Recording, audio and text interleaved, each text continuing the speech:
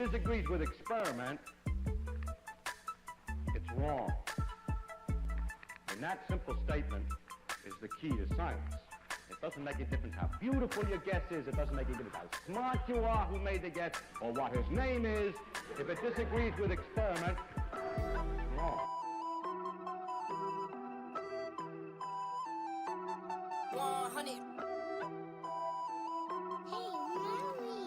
Yeah, look, they said that I couldn't do it, so I went and did it.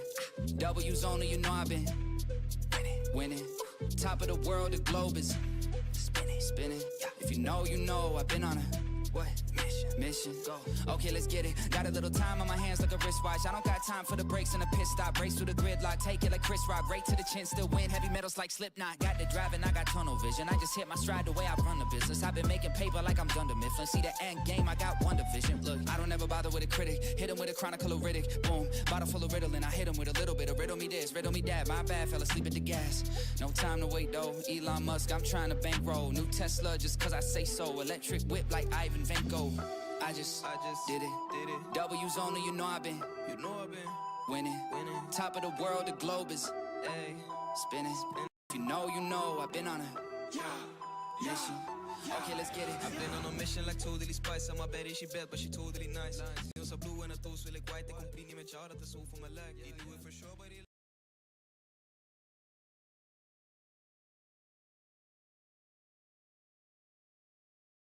What is up, party people? All right, so nothing really planned for today. It can be an open panel. People bring their own topics, etc., etc. A couple things I did want to talk about from yesterday that we didn't kind of meandered off the Duffy thing. A lot more to talk about with that. A couple things coming up. I've been floating around the flat earth scene more and more to the newer places. So I'm going to have some new faces in here pretty soon. I got something kind of scheduled. Not 100% sure. I won't know until later today what's going on with that. That may have something to do with Negator. Sorry, I'm looking at different screens. Making sure everything's good. If the audio is good, make sure you let me know that it is bad. All right. So the main things that I did want to discuss that I have noticed, I talked about it yesterday, the way things have been with Duffy has definitely changed, right? It's not such a situation of this guy, millionaire, wants to take flat earth to Antarctica to witness the 24-hour sun. Well, now we've definitely had a big line drawn, cut in sand. What has ended up happening is we definitely see that there are sides of this on the flat earth side that have definitely made it very clear. 24-hour sun, flat earth, not possible. Then you go to the next one. Like that is super weird. There we go. Much better. Got new lights. I can not feel like I'm in the dark all the time. There you go. There are the flat earthers that think if this 24-hour sun is there, flat earth not possible. Kind of jump those lines. It's basically Jaron running that main thing. I read his flat earth memoranda, pretty much the other day, where him stating, for years we've been talking about there being no 24-hour sun in Antarctica. If there is one, then obviously our model is wrong, which is kind of weird because he doesn't subscribe to a model, but when he talks about these things, he subscribes to a model. So it's misleading at best. You talk to someone like Geo. I had that upload where I was over at their server, and we were talking about that. Sorry, I feel like I got crusties.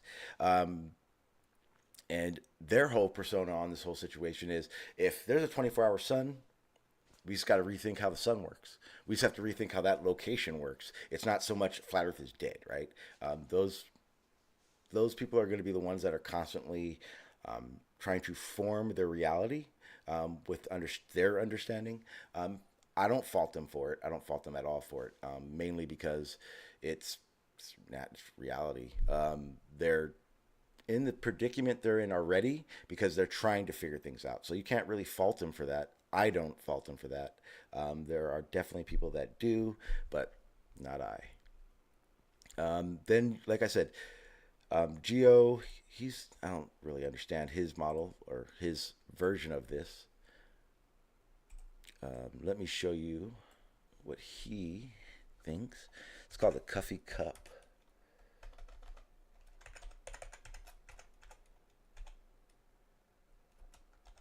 I think it's optics. Not sure. We'll see. Nope, all I got is a bunch of coffee cups.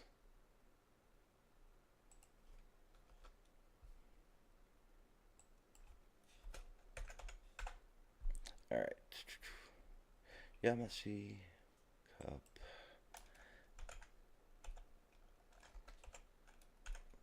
Vacation. Let me see if I can try to find it. This is the problem because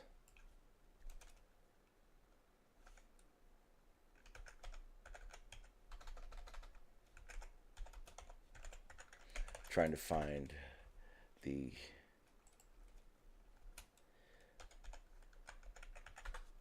idea of what Geo thinks it is without bastardizing it.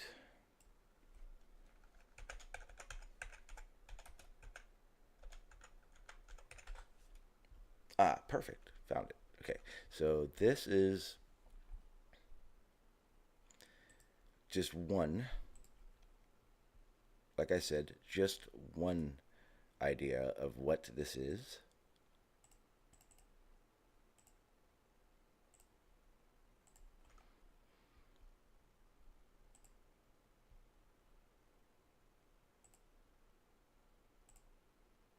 Where is it? I don't know why I turned that panel off. 1, 2, 3, 4. Okay, there it is. Ah, makes sense. Okay, so this is what he thinks.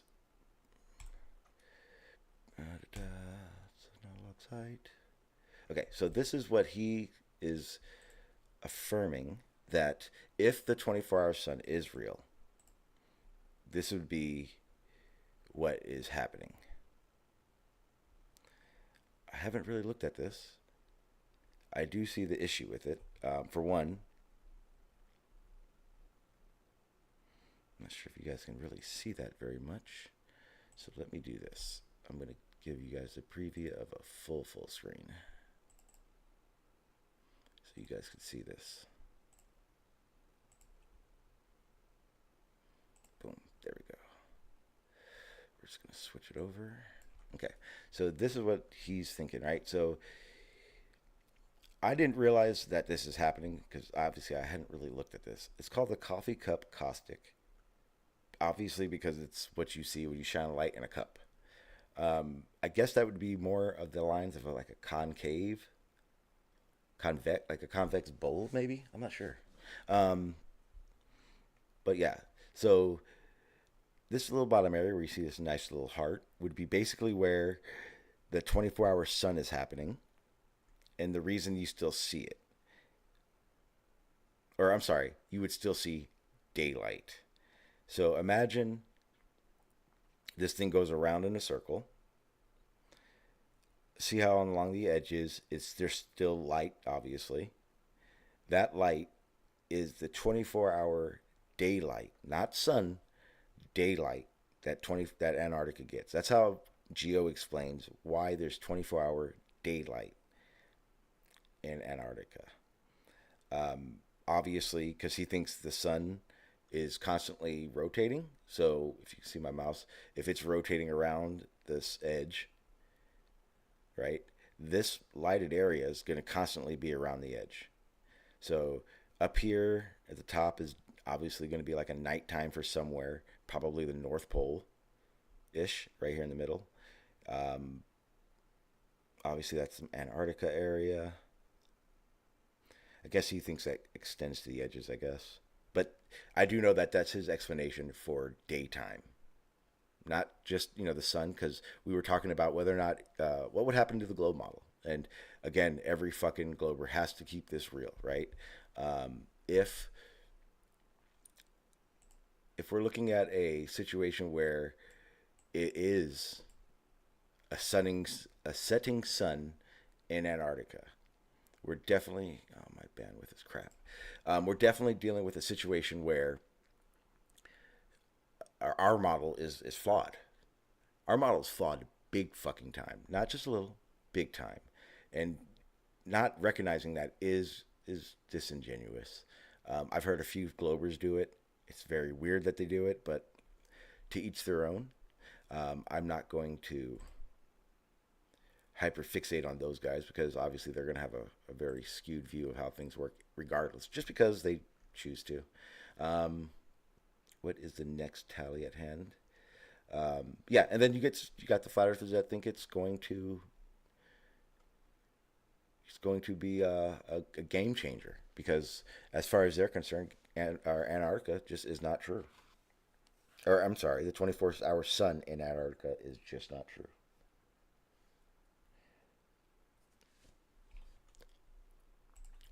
And then, yesterday was a good one.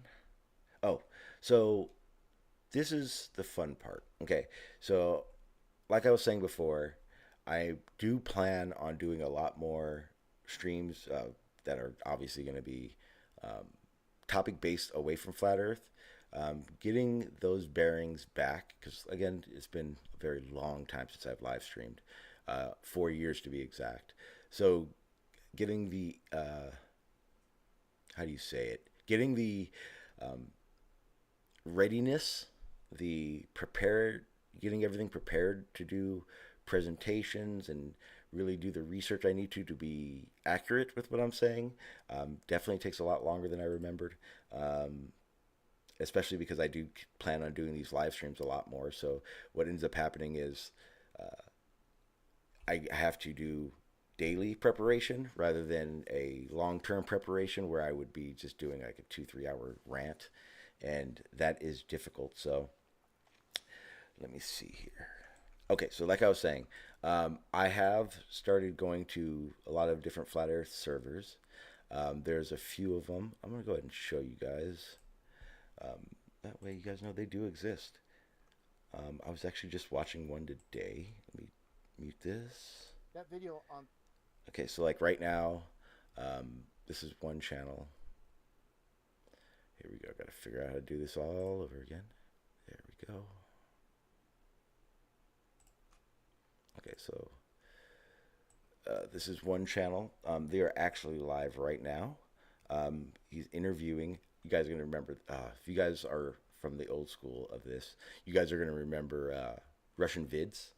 He's actually interviewing Russian Vids. That guy, he is something else. If you don't know who he is, you're lucky.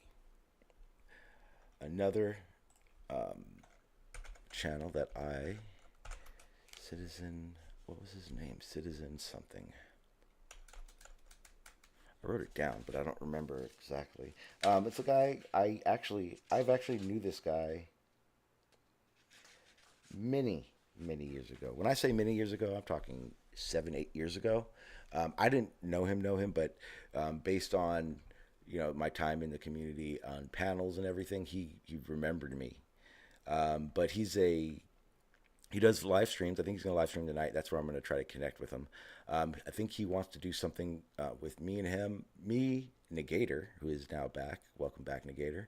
And go to over his channel, I guess, do a 2-on-2. I'm not really sure. I talked to him for maybe an hour the other night.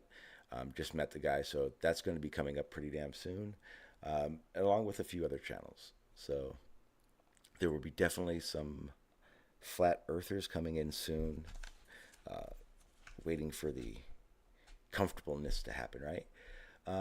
What else is there I wanted to talk about? Hang on. I know I want to talk about. I wanted to talk about what happened yesterday at the end of the stream with Totoro. not really sure much of you guys realize. So I was trying to kind of go down what I call building. It's basically where you kind of go down a logic base of what couldn't happen, what if happened. And those what ifs are, in my opinion, great, because what ends up happening is you build, quote unquote, on understanding of what is possible and not possible, because you're not just going down the someone says this is true route and therefore that's the only route, because I've learned in this time that I've been here that is not the fucking case. It doesn't work that way. It's one of those situations where you learn that you don't know as much as you learn. One, you learn that how to actually have a logic base is what I call it, and from that you build your own truth. I see, and this is something that a lot of people that do listen probably notice, I like to push back on that. I like to push back on Globers, mainly because those are the ones that are defending what I believe, right? And I want them to be as free thinking as I am. When I say free thinking, I don't mean go off into the weeds or to have the same understanding. I mean, to come to a conclusion about something, an understanding about something, you need to go down some wrong paths. You need to be wrong a lot, because those wrongs widen your understanding of why. Gravity is a perfect example of this. My understanding of gravity is very basic. My understanding of gravity does not, it does, but it really doesn't extend more further than Newton. I have a very alternative view on these things when it comes to gravity. Obviously, gravity works exactly as is. There's no debate there. I'm not questioning that at all. But for me, I have this long dream that one day in my lifetime, I know it won't happen, but in my lifetime, we'll find something like the graviton. The reason for that is because the graviton would explain a lot. It would be the cause of gravity. It would explain all the expansion that is said to be happening. It would explain the abilities to defy gravity. It would give us the ability to not so much defy gravity, but null gravity. Basically, making its weak force almost non-existent. It would be the ability to have something in space. And let me backtrack, because this is something that I'm now starting to refine, because I hadn't done it for 4 years. When you are an ex-flat earther and you run into groups of flat earthers that don't know who you are, when you let them know that you're not having that same aggressive attack method at talking about flat earth as, say, the average glober, what ends up happening is they have a lot of questions. So what ends up happening is I keep having to tell the reason why I left flat earth. So one of the reasons I do like doing this is because when I do have a discussion with a flat earther that does know me, knows that I was an ex-flat earther, and we're just talking about a general topic and whatnot, what ends up happening is this. I have to make sure that what I am saying is not only what I believe, right? I'm not bullshitting, but I have to understand it. And here's the key point to this. Because I'm not a professor, because I don't claim to know everything, humility and not knowing something happens more in a conversation than you should expect, right? Because I don't know everything. I don't know what they're going to say, and I don't know if what they're saying is true, and I don't know if what I'm saying is 100% accurate, but I'm trying. So refining the method at which I talk to people is a very big tool, and that's why this live stream is a thing as well. This is why I do enjoy talking to flat earthers, because my path in flat earth, what it did, or generally what it did is it showed me how to find evidence. It showed me that one person saying something doesn't mean it is how it is, regardless of how smart they sound to me. Because I have surrounded myself over the past 9, 10 years with probably the smartest people that I could possibly find to help me with understanding. I don't just listen to them. I mean, if you listen to the people that are on the panel, yesterday is a perfect example. This is why I brought it up. A lot of what Totoro was saying, I don't fully understand, but I do get the gist of it, and because I take notes and I can start getting a better understanding of it. Last night I did about an hour of quote unquote hypothetical parallax, so I could understand how exactly you get those angles and how exactly you're able to predict what's going to happen, so that when I have that conversation, I understand it better. It's just par for the game. For anyone who is listening, if you want to join the panel, the link is for the Discord is in the chat. I've checked it. I know it works. If not, just tell me, hey, what's up in the chat?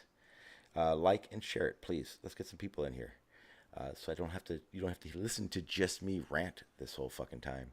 I know Tex was supposed to be here, but I think she is busy, so you can't fault her for that. I'm scrolling through my little note things to see if I can find something that is rightfully worth talking about, right? Let's see here. While at the same time packing a bowl.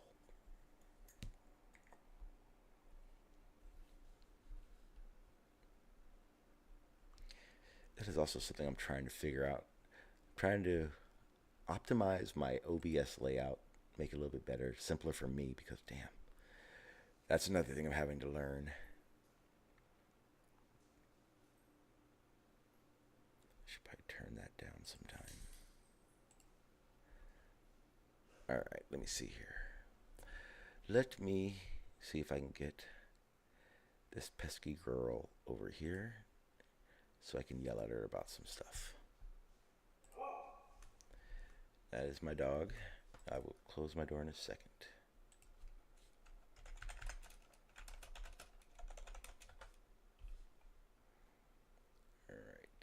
See if I can get someone else in my ear rather than just myself.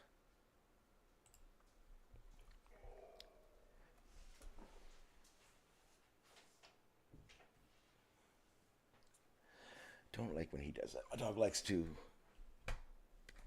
bark and yelp when he wants to go outside, even though.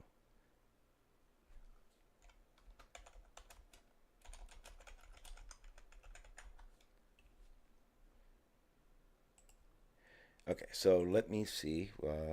Text will be here soon. I can now put this back up.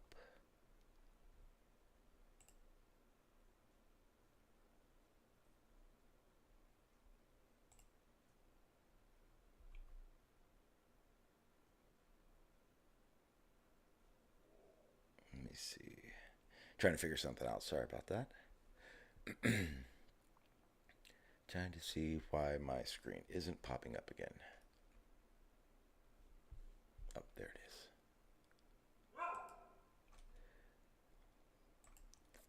And what I'm going to do is I'm going to ignore that bark because he had his chance to go outside. Okay, so what was I at? Okay, so... Oh, okay, I know exactly. I'll go back into the Duffy stuff because it is actually being talked about a lot. And I wanted to make it very clear how I feel about it. Very distinct, because someone asked me before how I felt about it, and I think I kind of went off into the weeds about it. I think until Duffy asked for money, his past doesn't really matter. Again, I think I kind of touched on it yesterday. One of the things that it's getting aggravating is that now the witch hunt is started, where they started connecting him with more ridiculous things. That channel I showed you is probably one of the biggest proponents to this. I'm going to talk to them. I tried to talk to him yesterday about it, but what ended up happening is I guess a Glober that doesn't really know Flat Earth showed up on their panel, and they went at it with him rather than talking to the ex-Flat Earther who's going to give them a concise argument that is being had. Why that happened, I don't know. It does seem kind of weird to me. So we'll see what happens with that. I think I'm going to go over there a little bit later on today and get myself acquainted with that panel. I've been there before. I've talked to them a couple times. The guys are really interesting guys. His name is Nachikita. I hope I didn't fuck it up. The dude's a really chill dude. He is the kind of style I was, where it's like he doesn't want disrespect. He doesn't want just outright bullshit. I mean, he'll let some shit happen, right? If two people start going at it, he'll let them go, but he won't let personal attack and shit happen. So I do like that. And then, he will talk against other flat earthers if he thinks what they're saying is bullshit. But he does have a auto hoaxer type mentality. So that kind of worries me a little bit. But yeah, like I said, he's the guy interviewing Russian vids, who is right now pretty much bashing every flat earther he can find. Matter of fact, let's see if that is happening. We'll just do that until text gets here. I'll play a little faster, so see if we can get away with it. There's nothing to really resolve. I mean, how can you be friends with a guy that's a deceiver? How can you be on good terms in any way with someone you know that's misleading people? Nachikita, the whole drop off with Jaron interviewing Russian vids. He's the number one flat earther. Couldn't tell Jesse Peterson that he knows for sure we live on a flat earth. He kept avoiding the question. So I'm going to be very concise about this. So you have Jaron, David Weiss, you have Dell, all jumping off the flat earth bandwagon. Okay? More to come. But what I'm getting at, I said in live streams in the past, watch out for the swerve. You had Bob from Glowbusters back in that hit piece about flat earth. By the way, I should mention, and it's very important to mention, Jaron, during that experiment, that failed experiment, why did it failed? He goes, oh, that's interesting. Why did he do that experiment prior to all that filming and the production? And I want to preface on that part. The experiment he's talking about is beyond curve. The flashlight one, the gyroscope, all those things. Those were big components to me leaving. Crew there to make sure everything goes according to plan. This is such common sense stuff. So you're gonna do the experiment for the first time for the camera crew? You know how stupid he is using a flashlight? So that gets back to Bob, who says, he has this gyroscope, this really expensive gyroscope, but you never see Bob with it. You never see the actual experiment. But he says there's this 15 degree drift. And he's like, supposedly off camera, but he's fully mic'd, talking about laughing. These guys are freaking, shills. ODD TV, all these people. His first video came out. It was like a CNN production. It was like a documentary style quality production. And he's on CNN or not CNN. He's on ABC, and they put up his freaking YouTube channel on the screen. This is where to go to learn about flat Earth. So, like I said, someone that's sitting back watching all these people show up on the scene, and the contradictions that I'm pointing out. It's very clear that people might not like this, but in 2015, all these people just showed up and they're all buddies, and they're all doing shortly thereafter flat Earth conventions. It's a team. Patricia Stewart, she didn't do a single freaking flat Earth presentation, but all of a sudden she's on ABC News representing flat Earth. Not one video presentation, but she has a history of being in the media. You have Eddie Bravo, who's buddy with Alex Jones, talking about flat Earth. Has he did a single video presentation on flat Earth? Zero. But he's the face. David Weiss is the face. Here's something I want to tell you how I got David Weiss to do things differently based on what I said. David Weiss never did a single video on flat Earth with him speaking. All of his videos on flat Earth were presentations talking to people, the back and forth. He never did a single speaking video until I called him out on it. Then, like a few weeks later, you see David on the mic doing videos with him talking. People don't realize it. He's doing like videos showing, boats and all this with music in the back. Not a single video presentation, not one in all these years. And guess what? Right now, currently, guess what? On Facebook, on his Flat Earth podcast, what are you going to find on the video section? Many Russian RV truth videos that I produce. He put up a lot of my videos. So what you do is you try to blur the lines. You buddy up with people. You don't know who's who. And I knew that. I knew the writing was on the wall with all these people that showed up out of nowhere. They weren't organic, and I'll stop there. Yeah, okay. So I guess there will not be any kind of resolution anytime soon. I do have some questions about the Baby Truther show that I was referring to earlier, and then you called in. Yeah, so like I said, Russian vids still off the wall. But I mean, he's calling out all these flat earthers that are part of this flat earth final experiment thing right now, calling them all shills. So I don't know if Nachikita knew what he was getting into, but yeah, he is something special. But like I said, this is what flat Earth is. This is one of the biggest issues that I saw with flat Earth. The fact that One, they're going against the globe. That's problem one. Um, when the groups that I was in when I started becoming a flat earther, the main goal was to not go against the globe at that point. It was figure out everything we can figure out about what we think before you go. I had flat earthers that had been around a long time telling me, "Hey, stop debating these guys and just shut the fuck up and listen." Helioskeptic, thank you, because what actually ended up happening was is that I ended up getting a lot of information and figuring out how it worked. Bring your own truth. There you go. Did you watch the Biden mental breakdown last night? I did not. I don't watch those. As far as I'm concerned, all those political panel things are just bullshit. Bullshit on screen. I mean, let's keep it real. Biden didn't write his speech. Biden, the teleprompter probably skipped a little bit, and that kind of messed up his brain a little bit. That's what I'm thinking probably happened. But welcome.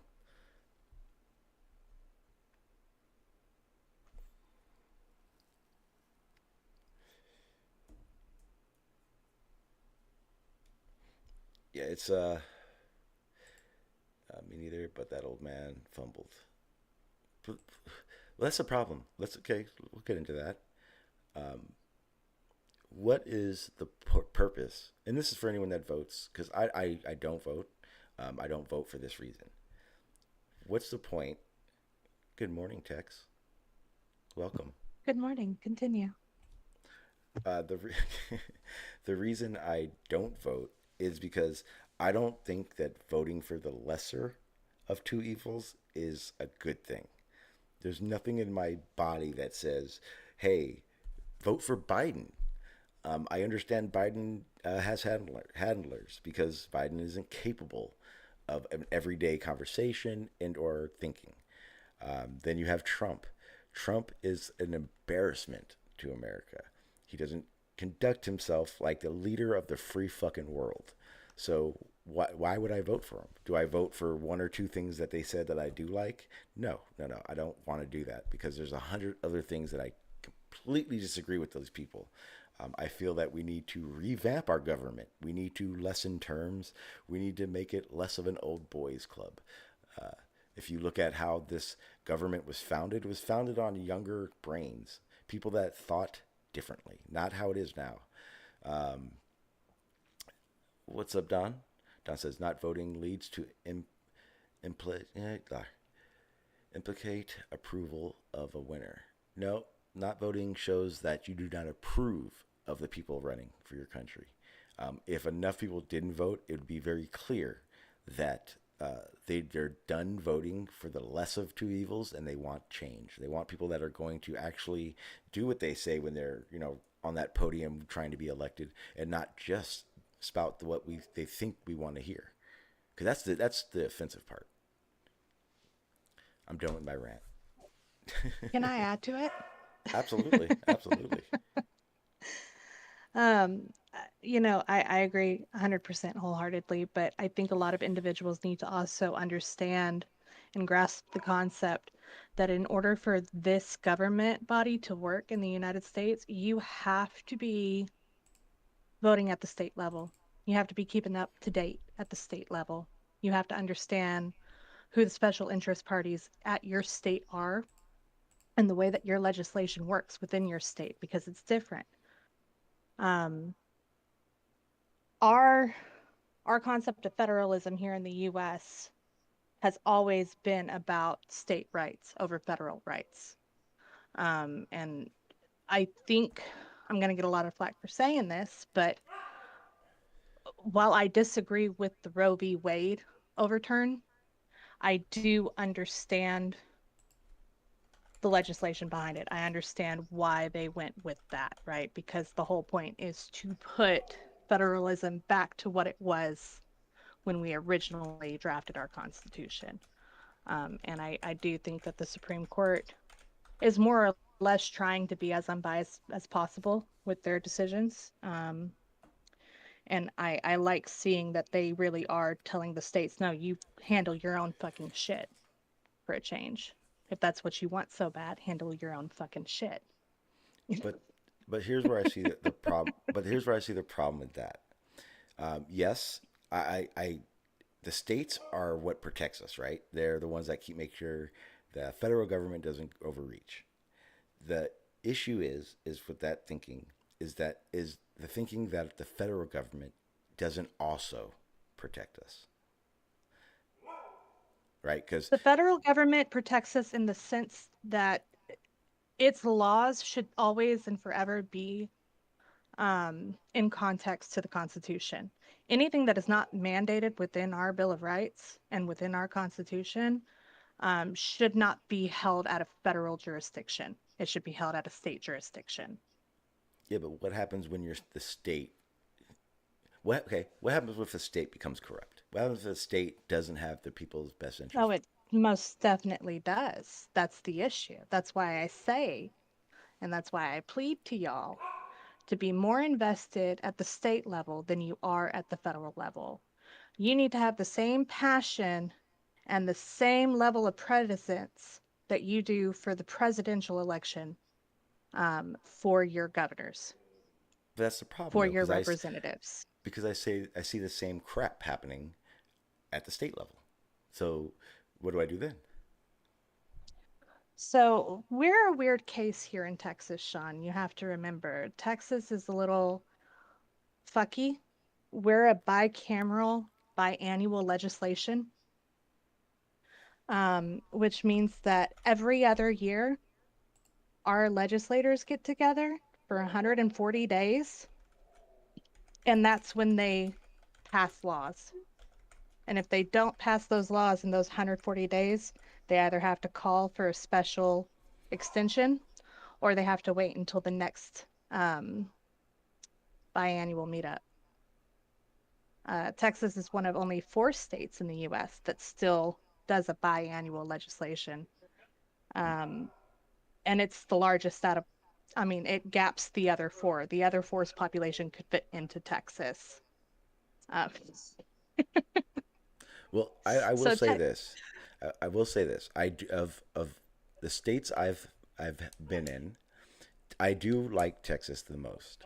Um, California doesn't isn't doing what Texas is doing right now because I've lived in border states my whole life, and this is like the main topic that I know about because I lived in border states my whole life. Um, I like that Texas is going, hey, federal government, fuck you. If you're not going to do it right, we'll do it ourselves. It does show that the state is for us. My worry in not voting is that to what extent, like, if they're willing to help us now, but they're going to have to worry about they're going to have to be selfish, basically, right? Um, does closing the border to federal agents and putting state and police forces on it the detriment of the rest of the state? in what context? Pulling forces from needed areas? If you're talking about budget wise, yes. Budget wise, it would be, in my opinion, humbly, a waste of our tax dollars. Um, there are plenty of other things they could invest that money to, infrastructure being the biggest, I would think, especially after the recent inclement weathers that we've had here in Texas. I mean, the Texas Triangle has lost power throughout all of June and July significantly because ERCOT just frankly is fucking off, right? Um, I-35 has taken 20 years to fix in one town um, because they don't have the manpower, they lack the funding. They're not putting that funding towards the infrastructure because they're putting it towards the border. We are ranked one of the lowest in education. We are ranked one of the highest in birth deaths, death during labor and things like that. We have plenty of other things that we should be spending our money on, in my personal opinion.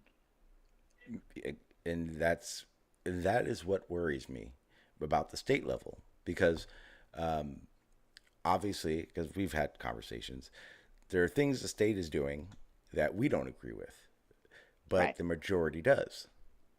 Yes. So it only can protect, or it can only have interest in half, essentially, right? If we're going to play the numbers game.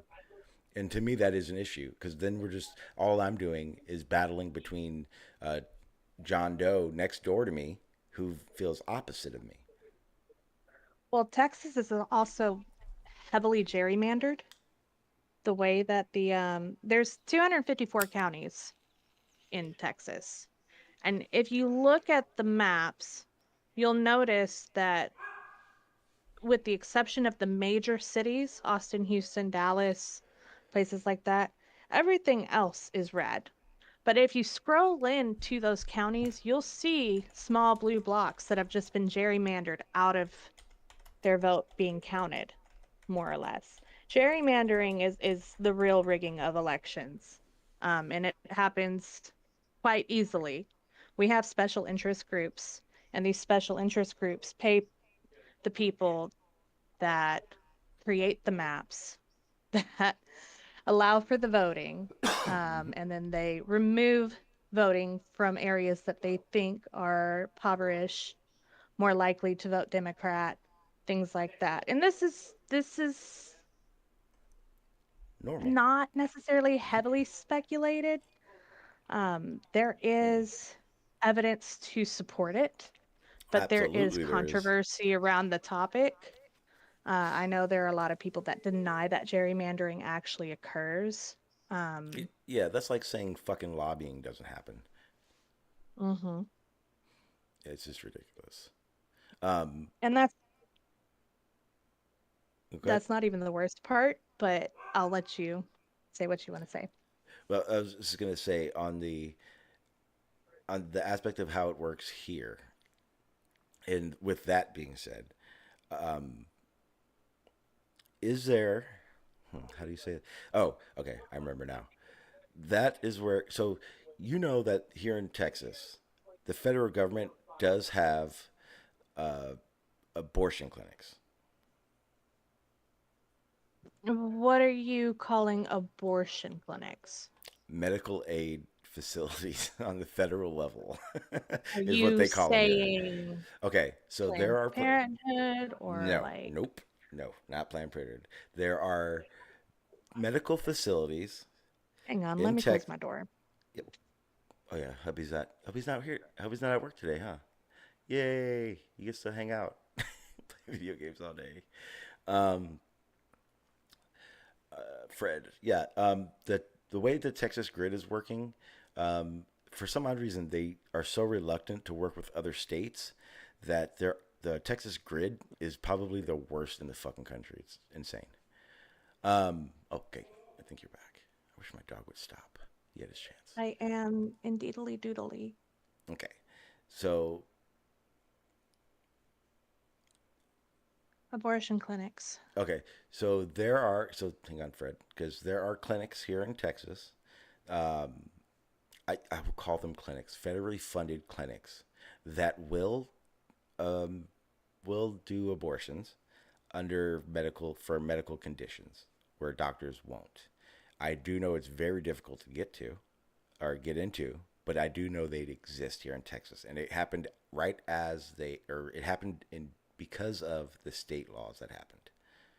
Let me see if I can find it real quick. There is legal medical marijuana dispensaries in Mm, Texas, yep.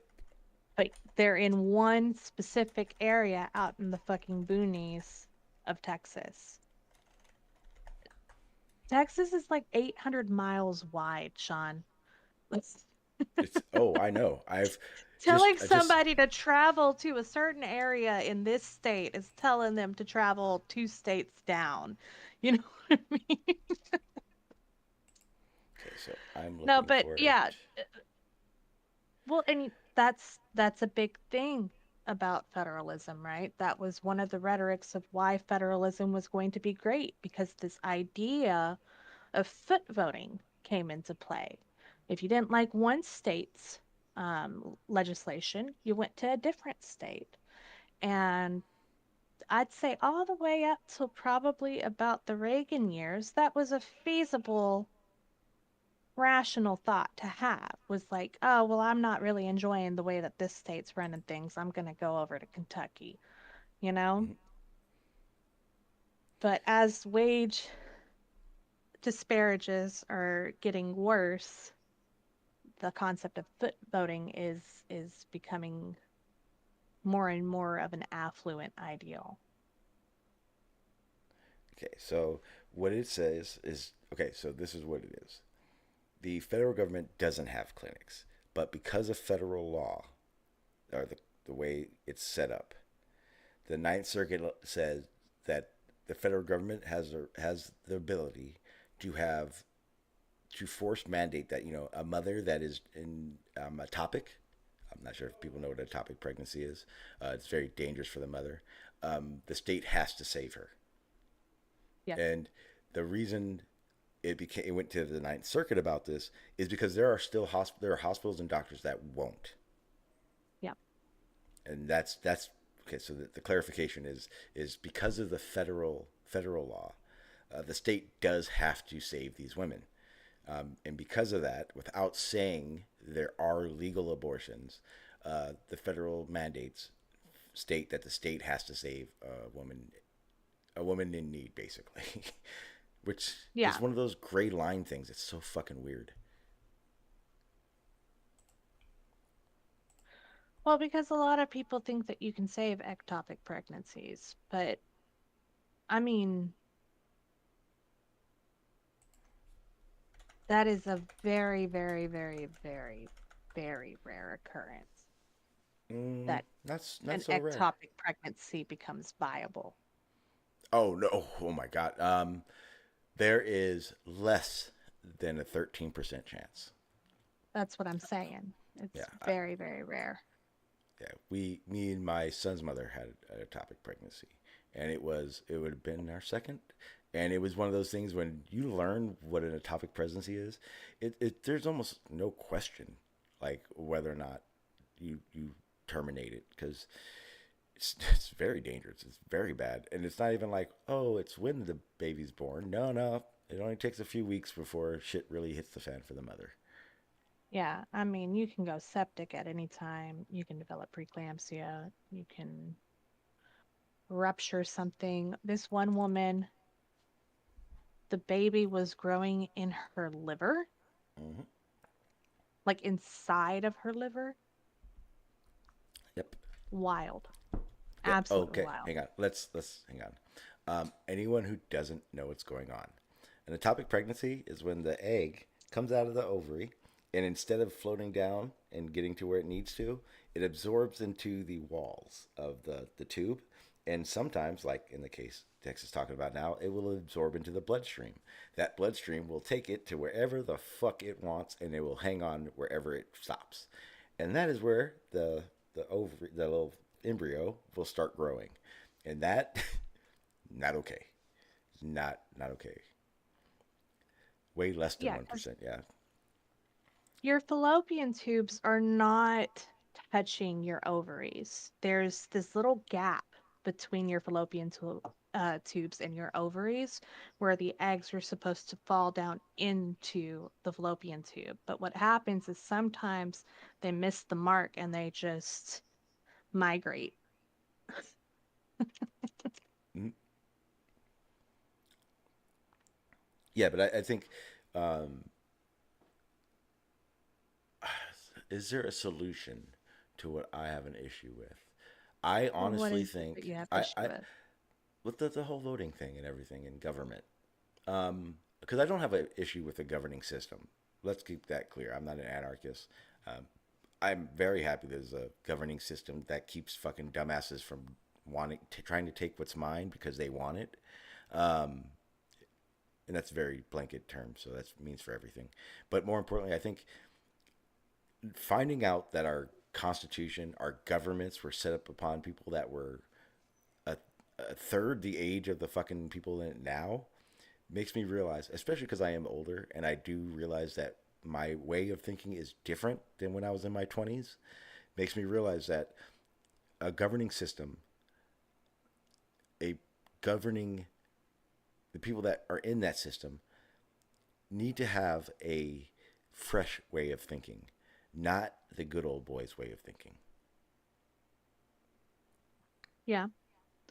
Well, I think it's not even so much that, right? Because there are young people who have a good old boy mentality. I think it's more or less the older you are, it the older generations, let me phrase it that way, do not truly understand the value of a dollar anymore. They really honestly don't. You know, they they got everything handed to them. And if you're a boomer, I'm sorry, but here's the fact of the matter. Society was built around your needs and your necessities. The reason we have suburbans in America is because of the boomers. The reason that we have schools that are federally and state mandated is for the boomers. The reason that we came out with community colleges and started building social security nets was for the boomers. They've been handed everything. And they're the ones that want to yell the loudest about entitlement. Wait a minute, wait a minute, wait a minute. You're saying that the boomers. Wait a minute, God. Oh, man, did you just touch a nerve? Because I would say it's the generations now that have gone super soft. That is the issue. Because that is the I true. think Because the younger generations, the 30 and younger, have grown up acting as if everything they want should be given to them. mm, no, no, Really? no. Really? Okay, you go to school. How much assistance for school do you expect? I expect to not have to go into devastating debt. Okay, well, guess what? Some people didn't have that opportunity, so I guess you can thank those boomers. Um, when it What are comes you to talking about, Sean? No, full stop. Hold okay, up. full Full stop. Let's go. stop. Full stop. Let's go. Let's take the gloves off. Let's go. All right. 9 rounds, bare knuckle boxing, Let's mutual do combat, this. you and me. Okay. Let's go. Yep. So, Love Texas. first off, I want to address the fact that I think that you're conflating the boomer generation with their parents, which was My like the parents. silent generation. Hmm. The Yep. silent generation. Yes, You that were would be not a my boomer. parents. You were Gen Nope. X. Yes, I am. No. Z. Yes. No, I am on the cusp. I am allowed to say fuck that. Boomers are my grandparents' age. Are you in your 80s? No, no, I'm not a boomer. I understand I'm not a boomer, but I Yeah, you're understand. Gen X. Hang on. Gen Your X. Well, I parents thought are the boomers. I, Hang on. I gotta. I thought the silent generation came in between the Gen X and the Boomers. Is Yeah, it that's the what I thought. silent generation between? Yeah. No, silent generation Okay. was So, prior to the boomers. Hold okay, I on. You want know you. what? Before we continue this conversation, let me look it up. Yes, I just looked it up. Okay, so Gen X is 65 through 80. Now, here's the thing. I am a Gen X slash Z, but I don't think I am that because I'm not a pussy. See what I'm saying there? See where I went there, Tex? Because Generation Z is where this issue starts. Because Gen Z is the gen that started going, I didn't win. I need a fucking trophy. I don't get a trophy. I'm going to quit. Yeah, silent generation is the parents of the baby boomers. That's what I'm saying. Okay. Is So think that's my about those would be my hold on, parents. hold on. Your grandparents are the No. silent generation. No. My parents are the silent generation. Were you born in 1964, Sean? No, my parents were in that. No, my parents were born in the 50s. Yeah. So your grandparents are silent generation. Then what would my parents be? Baby boomers. Boomers. Okay. So okay, got it. So think about this in the historical context of what was occurring, right? The silent Mhm. generation just came back from a war. There was a surplus of wealth after that. They were starting to develop things. And when they started developing things, they also started developing legislation. Baby boomers had everything given to them. What? Their parents worked their ass off. Yes. Their parents worked their ass off. Baby boomers had everything handed to them. They were I don't. so entitled I don't that feel like when that. it was Okay. their turn to go to draft, Uh huh. half of them decided to go ahead and go take LSD instead. That's because it was a fucking bullshit war. That's not bullshit. That. It is a bullshit war. But point being, you can't sit here and vilify a generation for taking issue with previous generations when the Okay. generation that is taking issue with us taking issue took issue with Mm-hmm. previous generations. Well, then here's the reason I have a problem. Then, so if the baby boomers are so soft and they got everything they wanted, you I'm not understand that saying it's they're a soft. I'm saying that they cry about it a lot. okay. Okay. You say they cry about it a lot. I say they cry about it way less than Gen Z. How do you mean? Gen Z, Gen Z, yes. yes, Gen yeah, Z's a little soft. Yeah, Gen Z is a little extremely soft. soft. The generation that coming up right now, they're soft as fuck. All of them, and I'm not even talking the whole like. I mean, actually, I am. They Well, don't go see, I'm a outside. Like, millennial. yeah, millennials are just as bad. Millennial is the reason Gen Z are fucking like they are. You guys were like, oh Uh, uh, well, uh, uh, um, you guys start getting we're the soft, and you're reason like, why Gen Alpha is the way it is. the Y'all fuck are is? the reason why Gen Z is the way that they are. No, That's when I was y'all's kids. no, Yes. I didn't. I didn't have. Yes. Oh my Your kids. Oh kid yeah, is a my Gen son is Z soft. kid. My son is soft as fuck. Yeah, and it pisses me off. Fucking irritates the fucking crap out of me. Fucking stupid haircuts. Fucking dumbass language. It's like, what the fuck is wrong with these people? And it's here's the thing. So I've heard about this a long What time do you ago. mean stupid haircuts? Those All he haircuts has. are from the 80s, Sean. You No, wore those haircuts at one oh point in no, time. no, I They were didn't. stupid back in the '80s too. Let's be honest. Yes, The mullet is never out of style. I will yes, it die on is. this hill. No, Jesus it's not. Christ, it is for me. Mullets are awesome. Uh, I'm sorry. You're Okay, just lame. all I know All right. is what generation was involved in No Child Left Behind, and everyone gets a trophy, and you can't hit your kids. The boomers. Wait, no, Boomers have been in legislation for the last, God, fucking 4 decades. I'm not sure. You weren't alive, so you don't understand this. But boomer parents beat their fucking kids.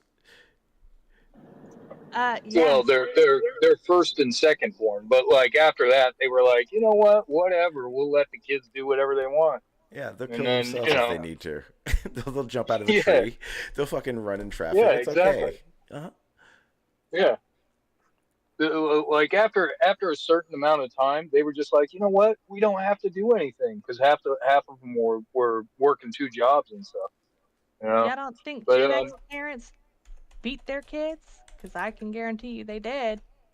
oh, Yeah, but that's no, but that's my but kid that's when will the let you know that he got his beatings. but Yeah, I that's got when my the ass beat. but that was your generation is when the CPS hotline became a thing. In my generation, That was our parents used to hand us the CPS fucking card.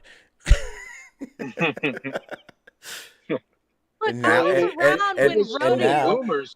and now I It was CPS gives was every around fucking when kid a little button for their whole lives. So if they get touched by anything, even a fly, they can hit the button and the fly gets arrested. as somebody who is married to an individual who grew up in foster care, you could not be further from the truth on that one. Well, understand that I grew up differently than a lot of people. So my opinion is going to be based on my life growing up. That's fine. But your opinion is not the reality for many individuals, Sean. You're right. It is my opinion for me upon every other individual. I get that. Well, like if you look at what the boomers did have, the affordability that they had for the price of cars, for The the Houses. price cost of of a house, education, the cost of for housing. education, yeah, and for groceries, all of Right. that. Like they had it easy. When the housing market of 2008 hit, and you had people that had just bought a house, or in previous generations that had houses. um, those people were in a perfect position to continue holding on. But the next generation coming out that were looking at buying a house, it was like four times the amount that they were making. I mean, minimum wage at that point was still like $7 an hour. $7 an hour here. Yeah. Yeah, which is unaffordable. I mean, $7 an hour, 40 hours a week, you might get what, 300 bucks a week. You know, you can't fucking live off of that shit. There is no place in the US at this point in time that you can rent a two-bedroom apartment on the federal minimum wage. Nope. Fuck no. Can't even get a fucking studio. Of the elite class, the individuals that hold the most wealth in the United States, the majority of them are of the boomer generation. And to Yeah. be fair to them, I will say this. It is not all of them. It is not the whole generation. There are many of them who are struggling right now to be on Social Security and are living paycheck to paycheck. But the ones who had just the right amount of affluence back Yep. in their day to be able to have that 10 or 20,000 in the bank to set themselves ahead later on in life, the ones that had the generational wealth are the ones that are hoarding the wealth now. And it is not my generation that is doing it. It is not Gen X that is doing it. It is the boomers that are doing it. That's because. Yeah. There was a poll Well, now, in yeah. Florida for housing, and like the majority of the houses are held by people that are 50 plus. And it's not just one house; it's multiple houses. Yes. 2 to 30. And they're sitting on these houses, or renting them out, or using them as Airbnbs. Which, in my opinion, just as a side note, Airbnbs are the worst thing that ever happened to the The housing housing market. market. Yes, Yep. agree. Um, Wait, why? but Why? but Why? Why? Why? why? Because Okay, it so created a say housing disparity. yeah, well, here's there's two things. One, it takes an empty house off the market and puts it into a rental status that should be reserved for hotels or bed and breakfasts or something like that. The second thing that it does is, because it's an income property, that changes the taxes that of the surrounding area. So Okay. you can have your house sitting next to an Airbnb. Your house is worth $100,000. The house next to you is making $400,000 a year off of it as income. Well, that raises the rates the taxes for that house and your house. So now the surrounding community continues to increase in price. This may sound like a good thing at first, but it's No, just yeah. an inflation that is going to continue to make it worse for you. Long When term. it plummets. Yeah, because that plummet drives the value of my house down as well. Yep. Okay. Yeah, because I'm going to tell you now, because like I said, Sean, you don't know. I just bought a house here in Texas. Um, with our goal is to eventually be in Colorado, but the Mhm. goal is because we're Tex will understand. We're you know Seguin, right, Tex? Hmm. We're on the outside of it, so not outside, but the edge. So right along 46. So what I see is we're an up and coming suburb, right? And in 5 6 years, there's going to be more. But where we are, there can't be more. They have to go further up 46 to get to more housing areas they can actually build on. So we're in a really, really great spot. and the community's small. Yeah. So less than 100 houses. So the goal is in 6 years for this house to hopefully double, and so we can sell it and get the fuck out. Right. Is Which it? that's not that, that's a good strategy to have for for moving from one knowing that you're going to move out in 5 to 6 years. Yeah. You know, surprisingly, the person you should talk to about that is Solaris. I don't know if that's I gonna know. happen. I know that's weird. Solaris was telling me something. Him and I want to say Sugar Cookie of all people. Yeah, I'm gonna go have a conversation with those two about my my financial future. No, just about there's a certain thing you can do when you're buying properties that if you find a property that is around the same value and you live in it for a certain amount of time, you can just move houses without having to pay the taxes on it. Is Yeah, that see, specifically in Texas? Or? I ain't got no idea. That is not my strong point. I know see those nothing things. about that. See, those things seem overcomplicated. The person I should talk to, I don't know if you guys remember I Lewis. You remember Our Lewis? property is homesteaded, so See, that's Lewis? yeah, yeah. Lewis has been around. I Yeah, don't know if he's, yeah. because he's really driven. I like him a lot because he's young too. Yeah. He found out I bought a house, and he sent me a link to this site, but it the mortgage basically calculator. yes.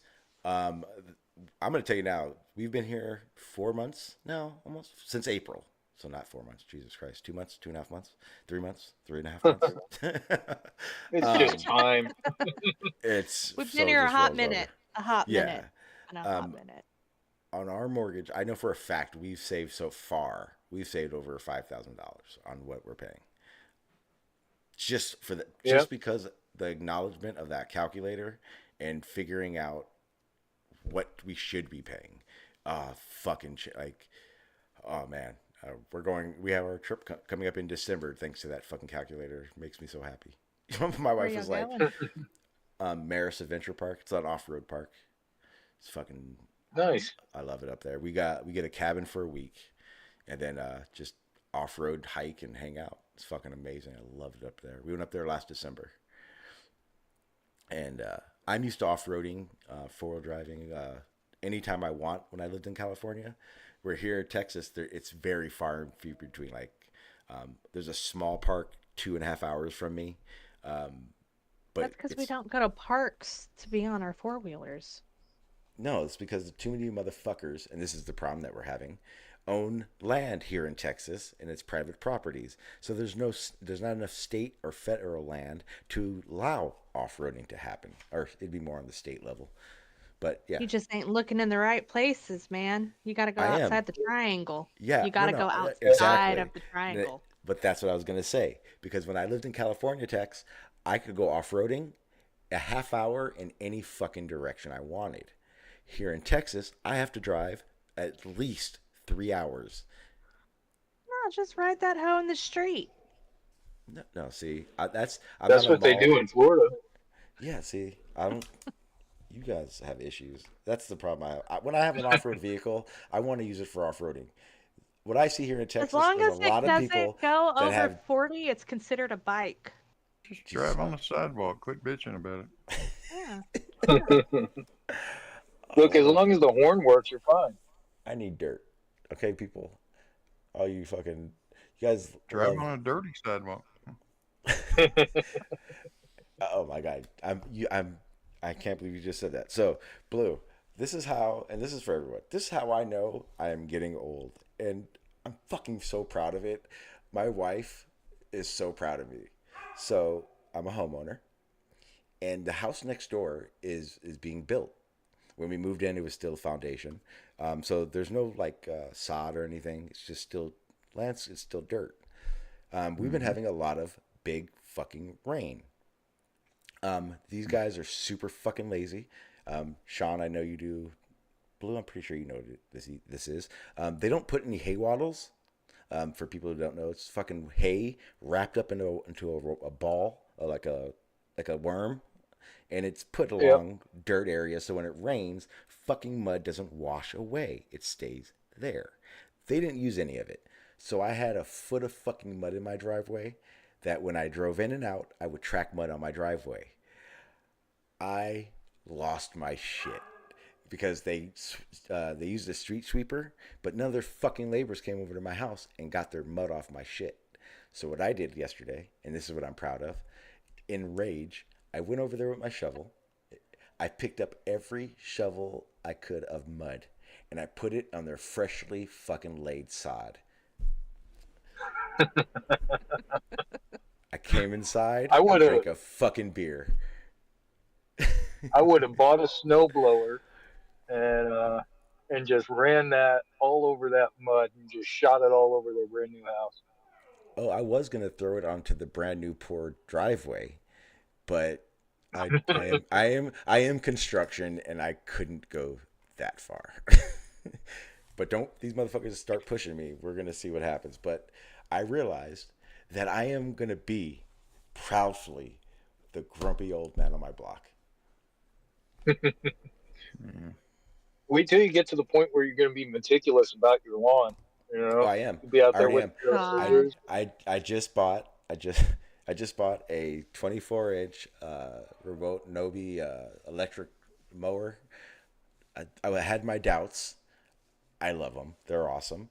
Yeah, I love my lawn. My lawn is my baby now. I don't even like my dogs. I like my lawn more. They got they have we have okay, Setting so up this signs. Stay on the You're gonna be lawn. the reason they have an HOA. no I'm I almost was certain. yep I was just about to fucking say that. Okay, so this is the thing.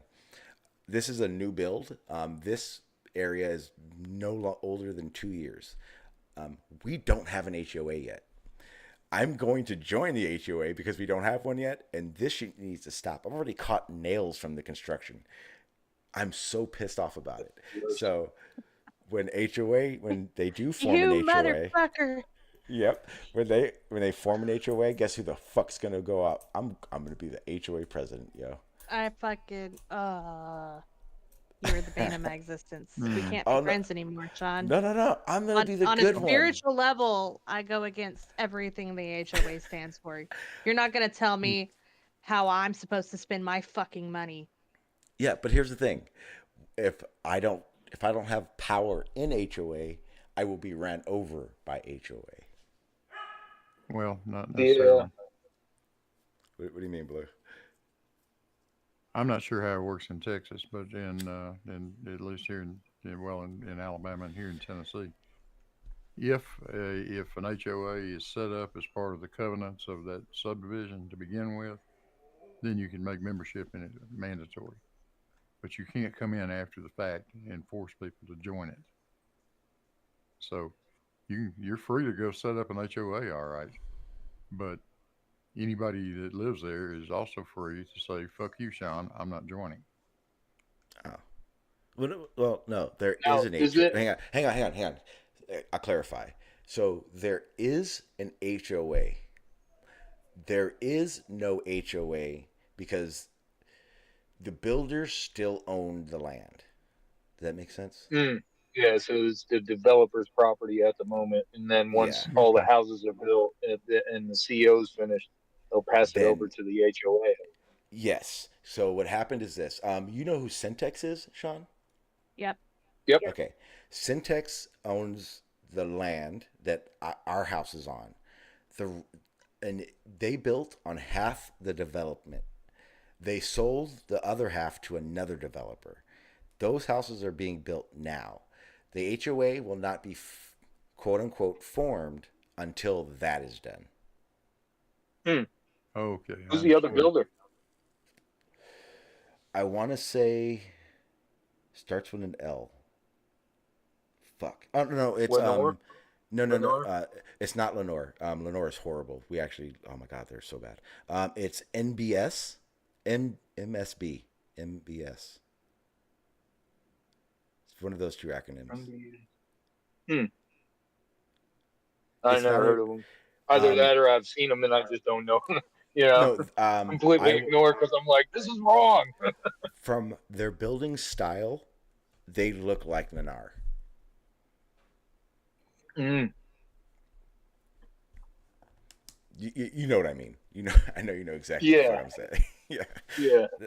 yeah. Anyone, I yeah, just went anyone through an but entire development with them just a little while ago. We just closed it out, and oh my god. the HOAs are insane down here, Yeah. So absolutely insane. we were looking for a house. We went to 4 different Lennar developments, and let me tell you this shit, people. Um, I don't know how they got to the pouring phase without getting shut down. And still, they have fully developed, ready to move in houses that like have switches that don't work. Sean, I saw switches that switched horizontally at a Lennar house. Yep, yep. What the fuck? So I Yeah. just walked. There's a brand new development going in, and this development is huge. There's over I want to say 1,100 homes and 3 golf courses and like a whole shopping development and Oh condos and all damn. sorts of stuff in this one development. It's basically a small town. Um, so some of the houses are like starting cost is like $3.4 million. That's the starting cost. Well, I walked into the shell of one of these, and I was like, "This is terrible." The pouring that they did, you could see where they switched the pours. You could see where it was already starting to crack. Yep. When they were running the plumbing for the upstairs in these houses, they just cut through the trusses. Like I was like, there is no possible way I would pay $3 million for this house just by looking at the shelf. No way. Well, It won't even pass inspection. the other what was it because of that. So you're gonna hate me for this. We didn't get an inspector. I I played inspector. Um, I regret this. If I would have done this before, because I didn't do this until 2 weeks before signing, I started watching Instagram and YouTube of inspectors, and that's when I found out we should have got an inspector long before. Yeah. So I had to figure out the basics of what to look for. Um, I did this during a couple of walkthroughs, and that's when I realized we were in trouble. Sean, I went through a walkthrough, and the laundry room area, I guess you call it, the walkway, the fucking foundation was cracked all the way through the whole thing. And I shit you not, the represent for, and this was at a DR Horton too. She literally goes, Mm. they're they've already seen it. They're gonna break it out and report. And I just looked at her, and I didn't say shit. I didn't say shit because I wanted to say tear the fucking house down, stupid. But everything in my body was like, just walk out of this place and don't ever walk back into it again. Um, yeah, buying a house was a very big eye opener. I thought it was. I literally thought because this house was never lived in. It was built 8 months prior to us being in it, and I was like, the whole time Yeah. we're like, it's a brand new fucking house. Yeah. Oh, there's no um, issues with a brand new house, right? yeah, we've had the builders come back 3 times. Luckily for really stupid shit, stuff like because we have smart internet, I guess they called it. Mm. So it's wired to the rooms. In the attic, the Ethernet, all the Ethernet lines that run to each room were cut. Looks Remember like that. yes. Tex was yeah. So the builder had to come back and go up there and fix it. Luckily, what they told me, they were like, just so you understand, we're gonna have to probably tear down a wall. I'm like, what? They're like, we're gonna, if it's not at the jack, we gotta get onto the wall to find them. And I got lucky. The guy went up to the roof, up into the ceiling, in the attic, and the cuts were literally right at the insulation. It looks like the insulation guys went through it with a X-Acto knife. Oh And Lord. Oh, they so, probably did. so it was a super quick fix. The second one, the back door was jamming. Like I could see where the paint started chipping. That one was Mhm. more of a expected because our backyard is west facing. So in the afternoon, it just gets beat the fuck out of by the sun. So Yeah. it's probably more just flexing and twisting. But they they adjusted it so now it doesn't do it at all. So it did need it, but and then I think what was it? Oh, uh, one day our washer dryer fucking tripped the fucking system, and in my opinion, that should never happen. What ended Right. up happening was, I guess at the box outside, the before I guess whoever it does the get the house ready thing had half the fucking the box turned off. So I don't know how he explained it, but the way he explained it is like the house was half powered and half the boxes were turned on. They didn't have the house prepared for it. This was day one, so this wasn't like we were living like this. But Yeah. yeah, everything is super something stupid. I think in relation to that, the reason for that was because my sprinklers wouldn't work. The fucking guy didn't turn the fucking sprinkler valve on at the safety part. What is it called? The Backflow. backflow. Thank you. Yeah. Yeah, yeah, shit like that. But yeah, I Hmm. absolutely I love this house though. What I'm gonna do is the second I start seeing, because I have neighbors on my other side, they're okay. He smokes weed, so perfect. But there's no one living at the mud house. So the second I start seeing the mud house, I'm gonna go over to EA server and I'm gonna find Denmark, and I'm gonna turn my fucking speakers on and blast fucking Denmark during every fucking walkthrough. I got this whole thing fucking planned out. It's fucking amazing. Because the room I'm in right now. Hang on, I'll show you guys. Okay, so Diabolical. hang on, I'll show you. Hang on, I want to take this off. How do I change? I feel like I don't know how to use fucking Discord every time I use it. And don't mind my dirty pants on the floor. But to do this, I want to show you guys. Okay. All right. So.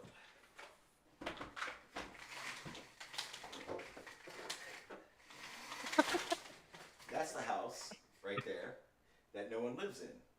So when they live there, all I gotta do is open this fucking window.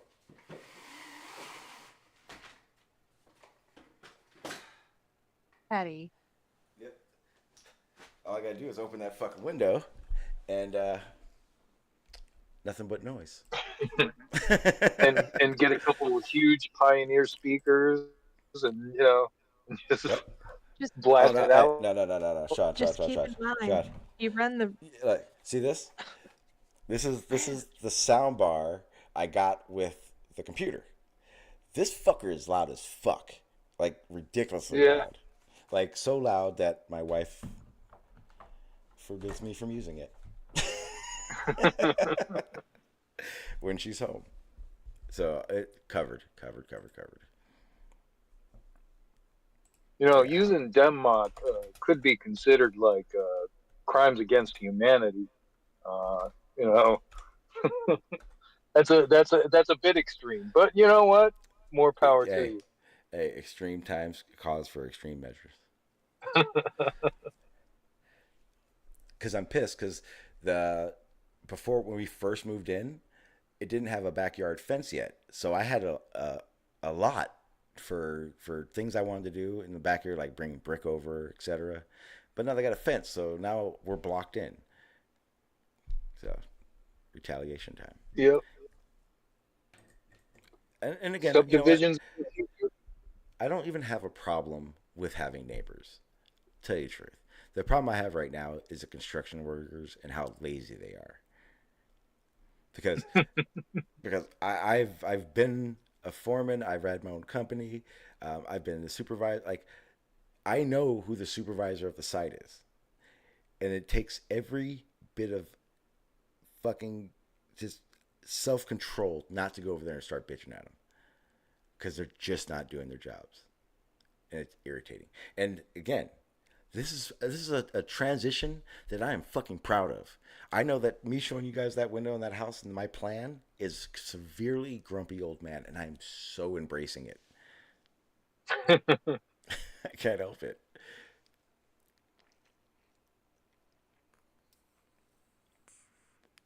But yeah, you were talking about how big, Sean. There's 100 lots in that are being lived in right now, and 150 more. So 250 houses in this subdivision. It's very small. Yeah. Yeah, it's an okay size. That's a good size for like a small HOA.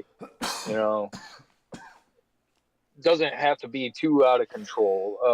One of my friends, he lives in a small development about the same size, and they're not overly crazy, but he still does have run-ins with them. Stupid stuff too. Like, he moved in. There was a dead, like, small little bush out front, and he's like, "All right, I'm just gonna pull it out and put another one there." And he did it, and they're like, "Oh no, no, you can't do that. The HOA won't approve that." So he had to go in front of the board, get it all approved, and they're like, "Well, this is the approved list of bushes that you can have in here." And he's like, "Whatever, sure, I'll name it that if that's what you want." He's Wow. like, "I'm not going to pull it out. If you guys want to pull it out, go right ahead." Well, I do know this. So this is the loophole that everyone is. I've talked to a couple of neighbors by choice because I choose who I talk to. I am not going to be friends with everyone. Um, as of right now, with the way the HO is, because they've been here for a year, um, we can do whatever the fuck we want. Like, if you want to fucking build a fence around your front lawn, do it right now because there's no HOA and there's no set rules to what you can and can't do.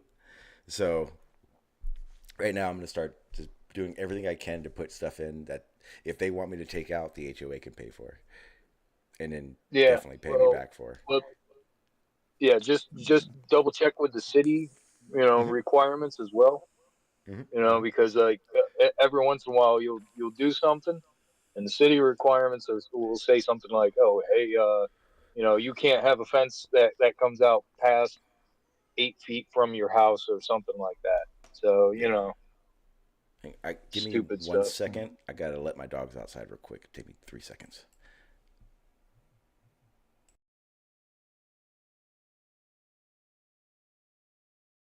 Well, there can be all kinds of stuff written in the covenants for the development. It can specify lots of things that you can and cannot do. Um, Yeah. for instance, I mean, one of the more common ones around here is a fence is acceptable with the approval of the HOA. However, no chain link fence is acceptable. Fences have to Huh. be wooden or masonry. Or plastic. Yeah, or simulated Was wood or that something. vinyl or something? Yeah, Yeah. yeah. And I kind of understand. I mean, chain link does look kind of cheesy. But it's strong. Well, like the Oh the yeah, it's black strong. coated the black coated one is it doesn't look bad if it matches in Well, with the house. yeah, if you upgrade it to stuff like that, um, agreed. But I mean, just a regular old, Home Depot grade galvanized chain link fence looks like shit. Fuck yeah. Yeah. I want to do that and then rhino line everything. I want to rip your skin You're gonna, open with its you're gonna sharp have, points, but I also want to rub your skin like sandpaper. yeah, you're gonna have the only house in Texas with a fence that's worth more money than the fucking house is. Fuck yeah. Knowing you, Sean, you probably want like a 14-foot fence too. I do. I've I do. I've rhino lined a few truck beds in my life. It is good shit. Yeah. You better hope you like it because it ain't coming off. Nope. I actually Yeah.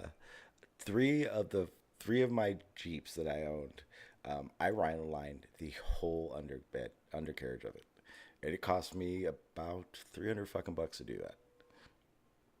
That's Very not bad, expensive. really. That's excellent was it? if you get done for that. Well, I did it myself. That was the fun part. Because, yeah. Yeah, that was the fun part. I did a mixture of the roll-on and the spray because there's just some spots you just can't really get to under an undercarriage. But yeah, it cost me about 300 bucks, and but it lasted. It lasted the life of the Jeep that me owning it at least. But I religiously do that to my off-road vehicles because you're constantly going through rivers and mud and all that kind of shit, and it just really protects your undercarriage. Protect your vehicles, people. I protect mine by not taking it off road. Oh, that's not fun. You gotta take your. That's why you gotta have an off-road vehicle and a daily driver. Yeah. Then I'd have to have two vehicles, and that just doesn't sound like fun to me because I can only drive one at a time. It's really what four-wheel drive is all about. Ain't got fuck all to do with snow and ice. Screw that. It doesn't help. Nope. Yeah. In fact, way long time ago. I think my son was about 3 years old when this happened. We went up to, I know Blue, San Diego, Laguna, the mountains where it does snow. My son was 3, so me, his mother, him, her sister, and her dad in a separate vehicle. We went up to the mountains. They had just got like a big storm. There was like 2-3 foot of snow. He had a F-250 or F-350. I think it was a 350. It was a dually. I had an F-150 four-wheel drive. We went out there, and what ended up happening is this traffic jam of fucking stuck vehicles. We were the fourth. So, like, coming back up to the main road out of this little campground area that everyone was going down to play in the snow, there's 4 vehicles stuck. Now, this is the fun part of the story. I never got stuck. I couldn't go into the drift because it was too deep, but I actually never was stuck. It was always the vehicles ahead of me. And then behind me was my son's grandfather's truck. He got stuck. So we had to ditch his vehicle. And that's part of the other side of the story. So we're 5 hours on this trail. It's now getting dark. And it's about 16 degrees. Mind you, I have a 3-year-old in my vehicle. So the fire department comes down because they hear about this traffic jam on the trail. And it's more of a make sure no one's dying. Well, guess what the fire department policy is? Save old and children. So they find out there's a 3-year-old in a vehicle. And it's about 11:30 at night by this point. And we're talking to him, and I'm telling him, I'm not stuck. Like, I can drive out of here, no fucking problem. And then, like I said, the father-in-law, his truck was behind me, so it wasn't an issue, right? So they didn't care about that. No one cared about that. The fire department had to pull out all 4 of those vehicles just to make sure I got out of there with my son. That took 2.5 hours of them just two vehicles they pulled all the way out to the main road. 2 other vehicles, because it got so late, they literally just pushed them aside.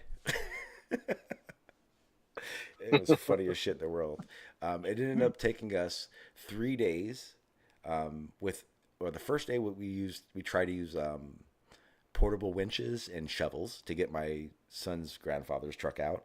The second and third day, we actually brought a skid steer out there to dig him out. And that's how we ended up getting his truck out on day 3. But yeah, I never got stuck that whole time. I thought that was the funniest story in the world. I even have pictures of that. It was great. But yeah, I love off-roading.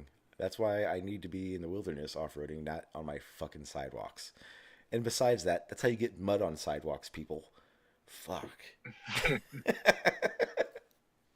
Yeah, but you don't have to worry about the HOA getting in trouble with your HOA if you drive on the Yeah, well, sidewalk. put enough mud on the sidewalks and it stops those fucking skateboarders. And you don't have to worry about them anymore. All the kids around here are too young to be skateboarders right now. But I figured that out too. You know, I love that I've been doing this. This is actually shit I've actually thought about already. Um, the border edge between of your lawn and then the city sidewalk.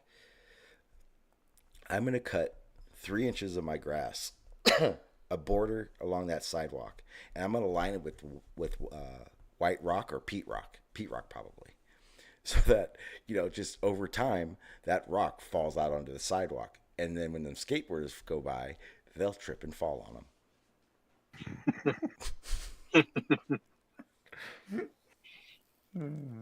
I'm telling you, man, I'm really embracing this grumpy old man shit.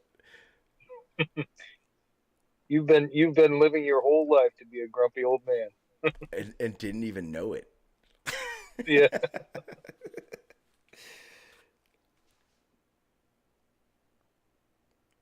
All right, I'll be right back. Gotta let my dogs back in.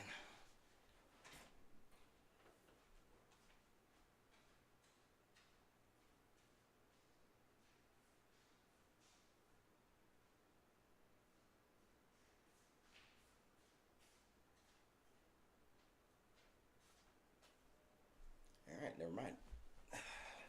They don't want to come inside. Fuck them then.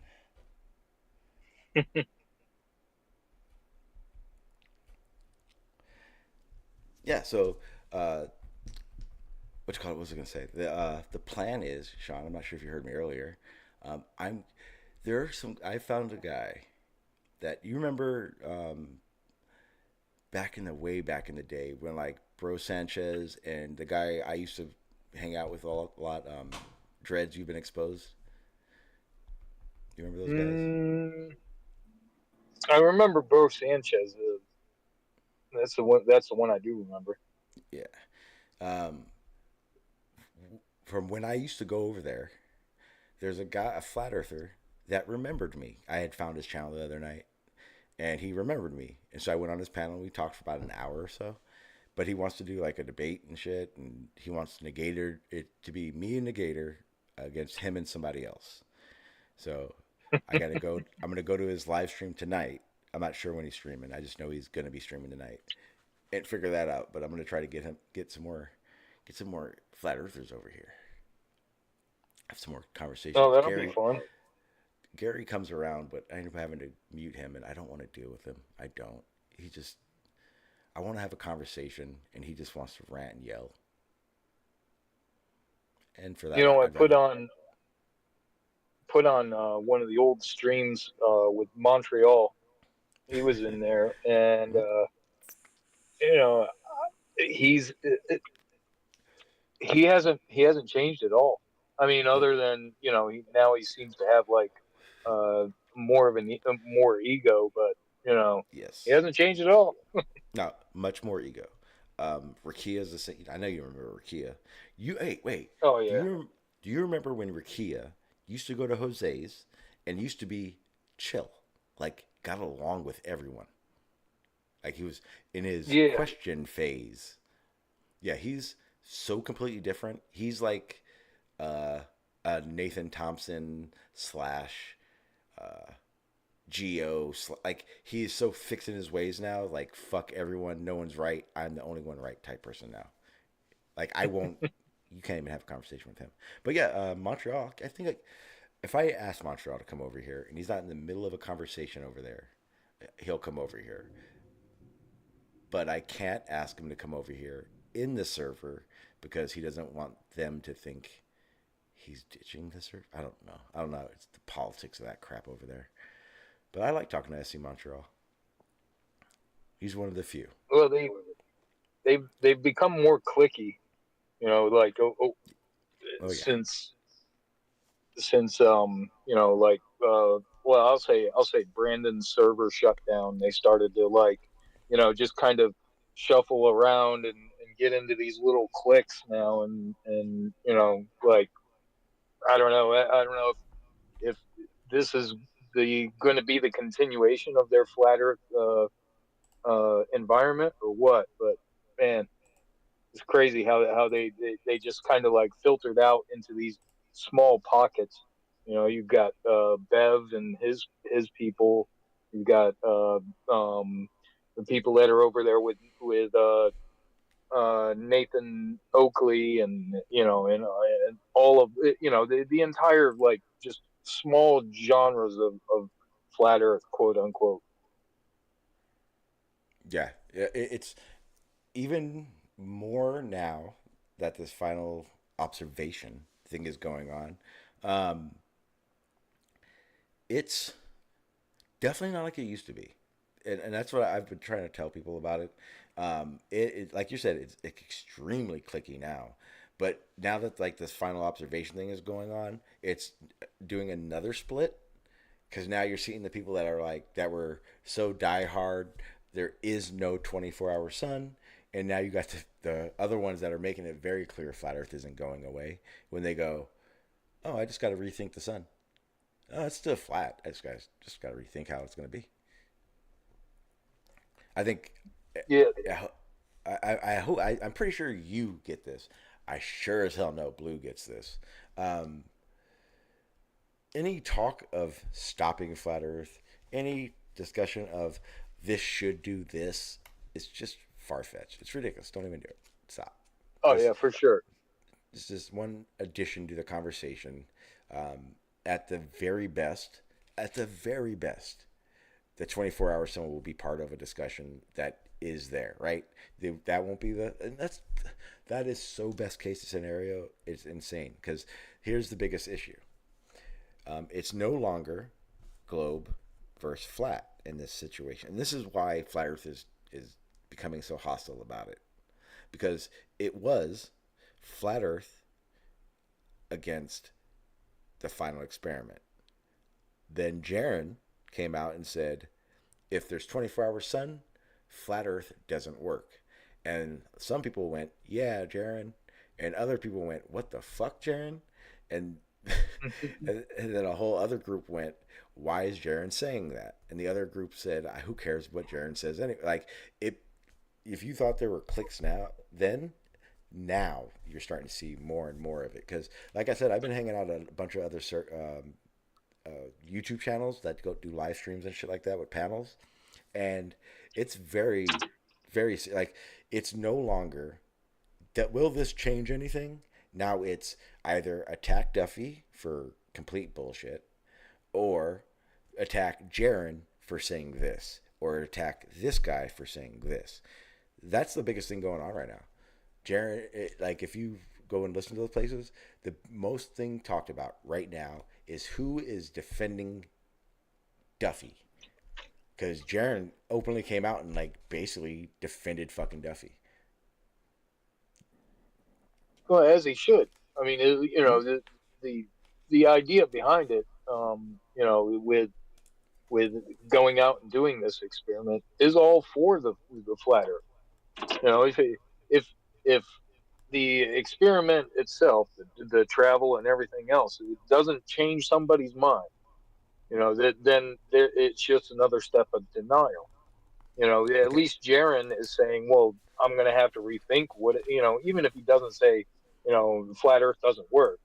If he says, I'm going to have to rethink something, that's a step, and Bob Nodell did the same thing back, years ago, where, something didn't work. So he automatically, his first thing was to deny it, but afterwards he said he was just going to have to rethink things. Well, if the idea is to continue the idea of flat Earth, that's how you're going to have to do it, is by continually changing and moving with the evidence rather Yep. than just denying. Yeah. It's again, like I said this from the very beginning. At the very best, they'll change a mind, and that a mind may not even be someone who types in the chat. They may come across a video, may come across the results and change their mind. To me, that's a win. But changing flat Earth, ending flat Earth, nah. Um, I had a question for you, Sean, about that. Hmm. Because me, this is my stance on it. The observation, because that's what it really is, stands. Is there 24-hour sun? Period. That at that level, there's nothing to question, nothing to even talk about. But the motivation for doing it is what I question. If Would it change your stance on Duffy if you knew his motivation wasn't just to end the "is it a globe flat Earth" conversation? No, no, I don't think so, because everybody has a. Well, they may claim that they have the reason is because it's going to be the end of the discussion. It's more personal than anything. The whole reason for getting into these discussions in the first place is a personal choice. So does he have other motives? Probably, but it doesn't really matter. Yeah, it's okay. So, and what how you answer it is a good way of answering it, because here's the thing: everything, and I don't know if Tex is here, but she brought things up as well. Um, None of the things in his past, none of the things that he's being accused of so far, even fucking matter until he does one simple step: ask for one dime. Because the allegations are this, right? He has court cases from when he was an investor. He Mm. has court cases from when he did some deals or something like that, right? Um, my questionable thing now is I came to the full understanding he's a young Earth creationist. It's not a problem. It's just it shows me his true motivation. Because I'm not sure if you knew, but I interviewed him, and when I interviewed him, it was brought up, and I played a clip of him talking to his congregation, like in an upload, and basically him saying, one of the biggest issues with that we have to worry about in our faith is flat Earth. The people that are in flat Earth that believe in the Bible, and they're pushing that the Earth is flat, and the words that aren't true, that they're paraphrasing stuff from the Bible, blah blah blah. Mm. So to me, the only issue I would have is how committed to showing factual evidence is he, with the motivation of it being a war on his faith. Mm.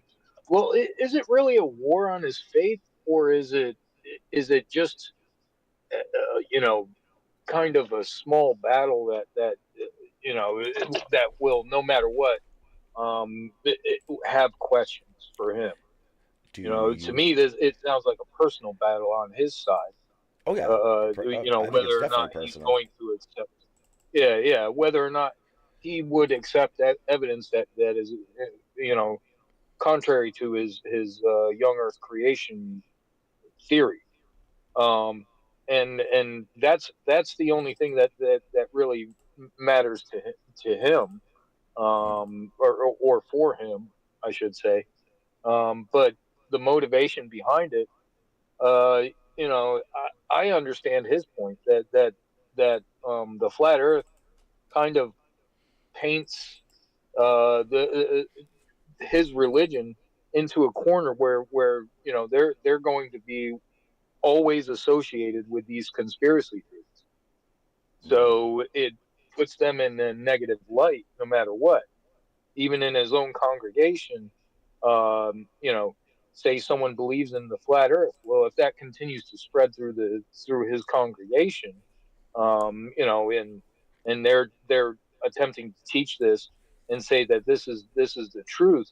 Well, now he has to base his religion off of a lie. or has to fight against that lie that's going on at all times. Yeah, I see what you mean. So it does the science behind it doesn't affect his motivation being so strong still. Yeah, I mean the science, regardless of the 24-hour sun, it doesn't change it doesn't change his religion at all. It doesn't. It's neither in support or against his religion. It has absolutely nothing to do with it. It just proves that the sun, the sun is there for 24 hours. So that's pretty much it. And that's the way that if if I were a flat earther, I'd pretty much say the same exact thing. Well, it just proves that the sun's there for 24 hours. Doesn't mean it's ball. It's an easy hand wave dismissal. And a free trip to Antarctica. I'm not too sure why he would be concerned about being associated with a conspiracy theory of some sort when when you stop to think about it, young Earth creation is probably the grandest of all conspiracy theories. And that's what I was thinking. Because I was thinking, and here's why, and now it comes clear why in his first 8 interviews, religion, faith never came up. Ever. It wasn't until Demon Stride brought it up. I can't. Mr. Stride brought that up, and, and I pressed it on in my interview with him. It wasn't until then too, and I can say those bookmarks are true. It wasn't until our 2 interviews, because they were back. Basically, it was me, it was him, somebody else, and then me. Religion from the beginning to then had not been brought up. I mean, he was a pastor, blah blah blah, but the motivation had not been brought up until during my stream, and that clip being played, right? But then it's dawning on me, like you just said, Blue. What he believes is almost worse than flat Earth. and here's the thing. It has to be the grandest of all conspiracy theories. And here's the thing. Flat Earth is worried about whether or not Duffy's trying to deceive them. No. Duffy's deceiving us. He's trying to make us think he's a rational thinker and be on his side for it. In reality, we would be sitting in the same situation with him that we would with any flat earther. You think what? What the fuck? Let me see your evidence. Those would be the very first words out of your mouth if you had the conversation with Duffy and it didn't have to do with this experiment. Well, yeah. Well, my question would be, how young are we talking? If you say something like 12,000 years old or something, the Earth is only 12,000 years old. I'd be like, what? That's not that bad. Sean, no, Sean. I will tell you exactly what he thinks because I played a clip of it yesterday, and I have it if you want to see it. He thinks Earth is about 6,000 to 10,000 years old, and the reason we have all this scientific observations of an older universe is because when God created it, He created it mature. What? How could He do that? Okay, so because he's fucking God, Sean. Damn it, man. When God did it in the 6 days. When He created everything. So when He created light, right? This is his example. So He created the sun, the light. That light wasn't a day old when it was shining, when it became.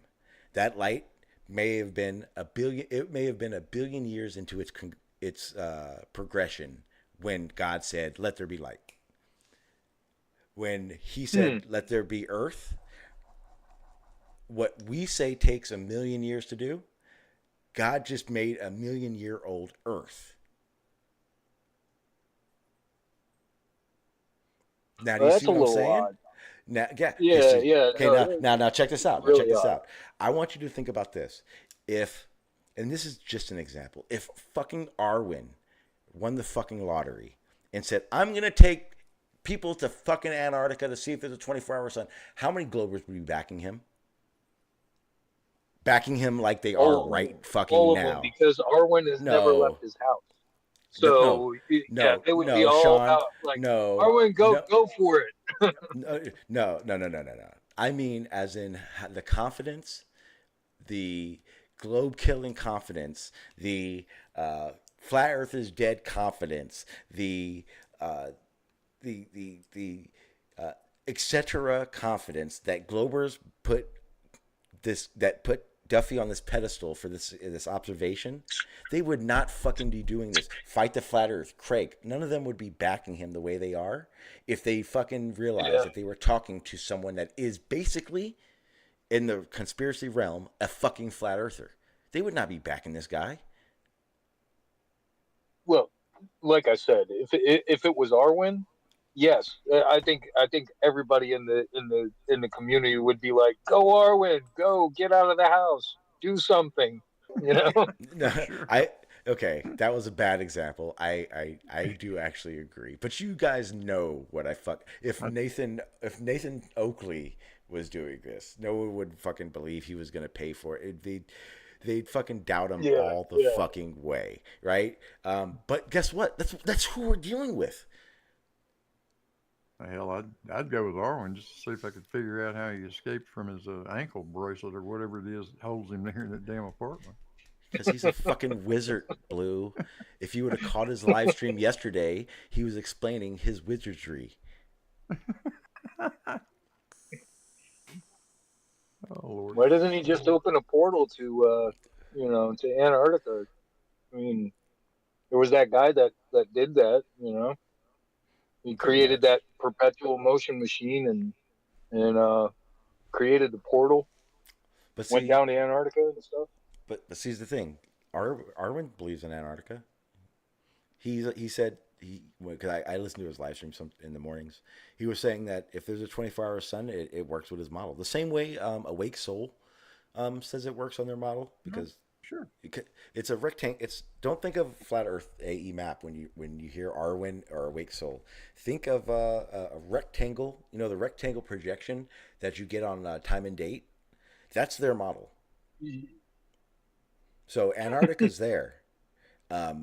They both believe, and okay, I'm going to say this right because I'm banned on Awakened Souls YouTube channel, and it's because of this.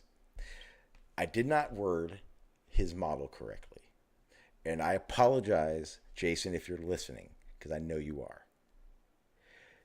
Their model is the stereographic virtual reality, and in that the sun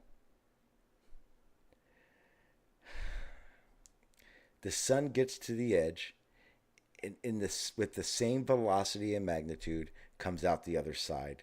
I'm trying, Jason. I'm trying. So in that model, a 24-hour sun still works. So is it like a big donut almost? No. Let me pull up the projection. When you see it, you'll instantly fucking know what I'm talking about. You just got to you have to see it first. Yeah.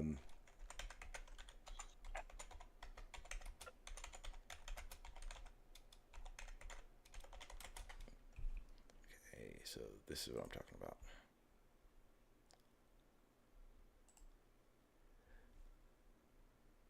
Got to share a screen first, Sean. Otherwise, they don't know what you're talking about. This one. That is. Oh, So okay, you see my okay. you see my cursor. Mm-hmm. Okay, so and again, I'm not saying this works. My cursor is the sun. It gets to here. It comes back. And then it just, travels between the Tropic of Cancer and Capricorn like it does for the seasons, but it just constantly does that. Gets to here, comes back. Gets there, comes back. And it's seamless. And at the border, it's seamless. So there is no, you would think, momentary glitch. It's seamless. So it's like cylinder Earth, pretty much. Yeah, that's No, what it sounds like. no, it lays flat. It's flat. It's not. This isn't a. It's not wrapping. Like you're thinking circumnavigate. Like no. They do not touch. It is not a circumnavigating situation. When you get to an edge, it is an edge. That is essentially the end of the simulation. The other side is the beginning of the simulation. No matter which way you go, you get there, it's the end. You restart the simulation on the other side. Or restart. I don't know how to say it. But it's not wrapped around, so it's not a cylinder. It lays like you're looking at it. So if I fly from LAX to Hong Kong, someplace over the Pacific, I hit the edge and You hit whoa. You hit the end of the simulation. Okay, and poof, I pop up on the other side of the simulation. You begin the simulation. Have you played Pac-Man by any chance? Don't say that. Okay, sorry. They say that. It's like No. I want you to understand something very fucking clearly. This is why I am banned or blocked from his channel. It is not the Pac-Man model. It is not. I remember hearing that. Him saying that to Duffy. He did. Yeah, he did say that. He said that. I want you to understand something. He said that. He said it is not the Pac-Man model. You want to know how I know that? Because when he was talking to Duffy, I'm sure if you watched it, you remember he played the interview that I had with Duffy when I was explaining to Duffy his model. I called it the Pac-Man model. I got banned from his channel for calling it that. He does not call it the Pac-Man model. He calls it the stereographic virtual reality. I mean, he does call it something different. But when Duffy asked him, is like, so when you get to the edge, you teleport to the other side, and he's like, no, it's like Pac-Man.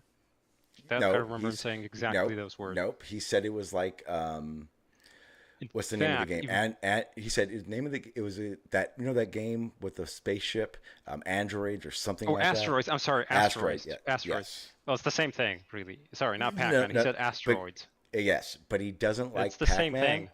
No, it's not, because here's why. And this is very, very basic logic why. Pac-Man came out before Android. Just remember this. Pac-Man, when you go out the edge, there is a moment at which you do not come out the other side. It is not instant. Android, being newer, coming out after Asteroid, coming out after. When you go out one side, there is no momentary lapse. You instantly come from the side. So when he explains it using that game, because there is no momentary. He denounces Pac-Man because there is momentary. And that momentary says teleportation. I'm pretty sure when people say teleportation, they actually mean it to be instantaneous, but whatever. And I'm pretty sure I saw Pac-Man implementations where it is instantaneous. Like there's no time delay. It's not. Find me one.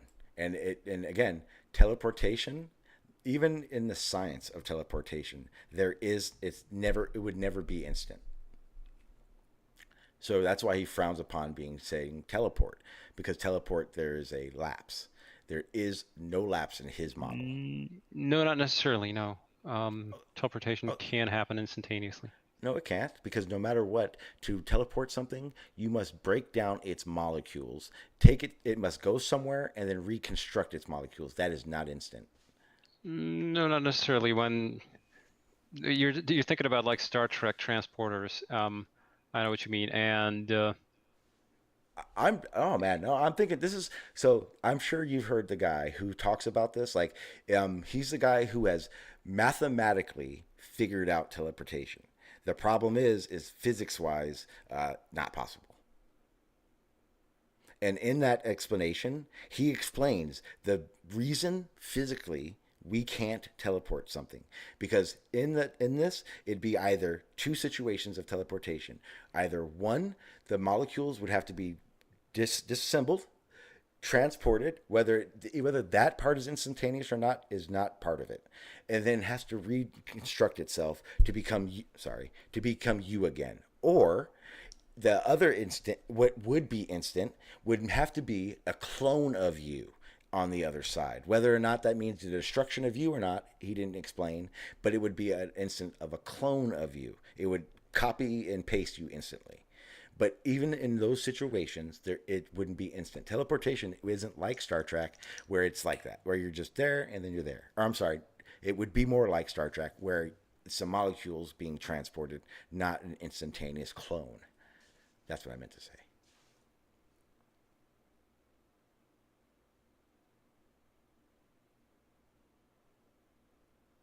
And that is a very important part of his idea of how this works.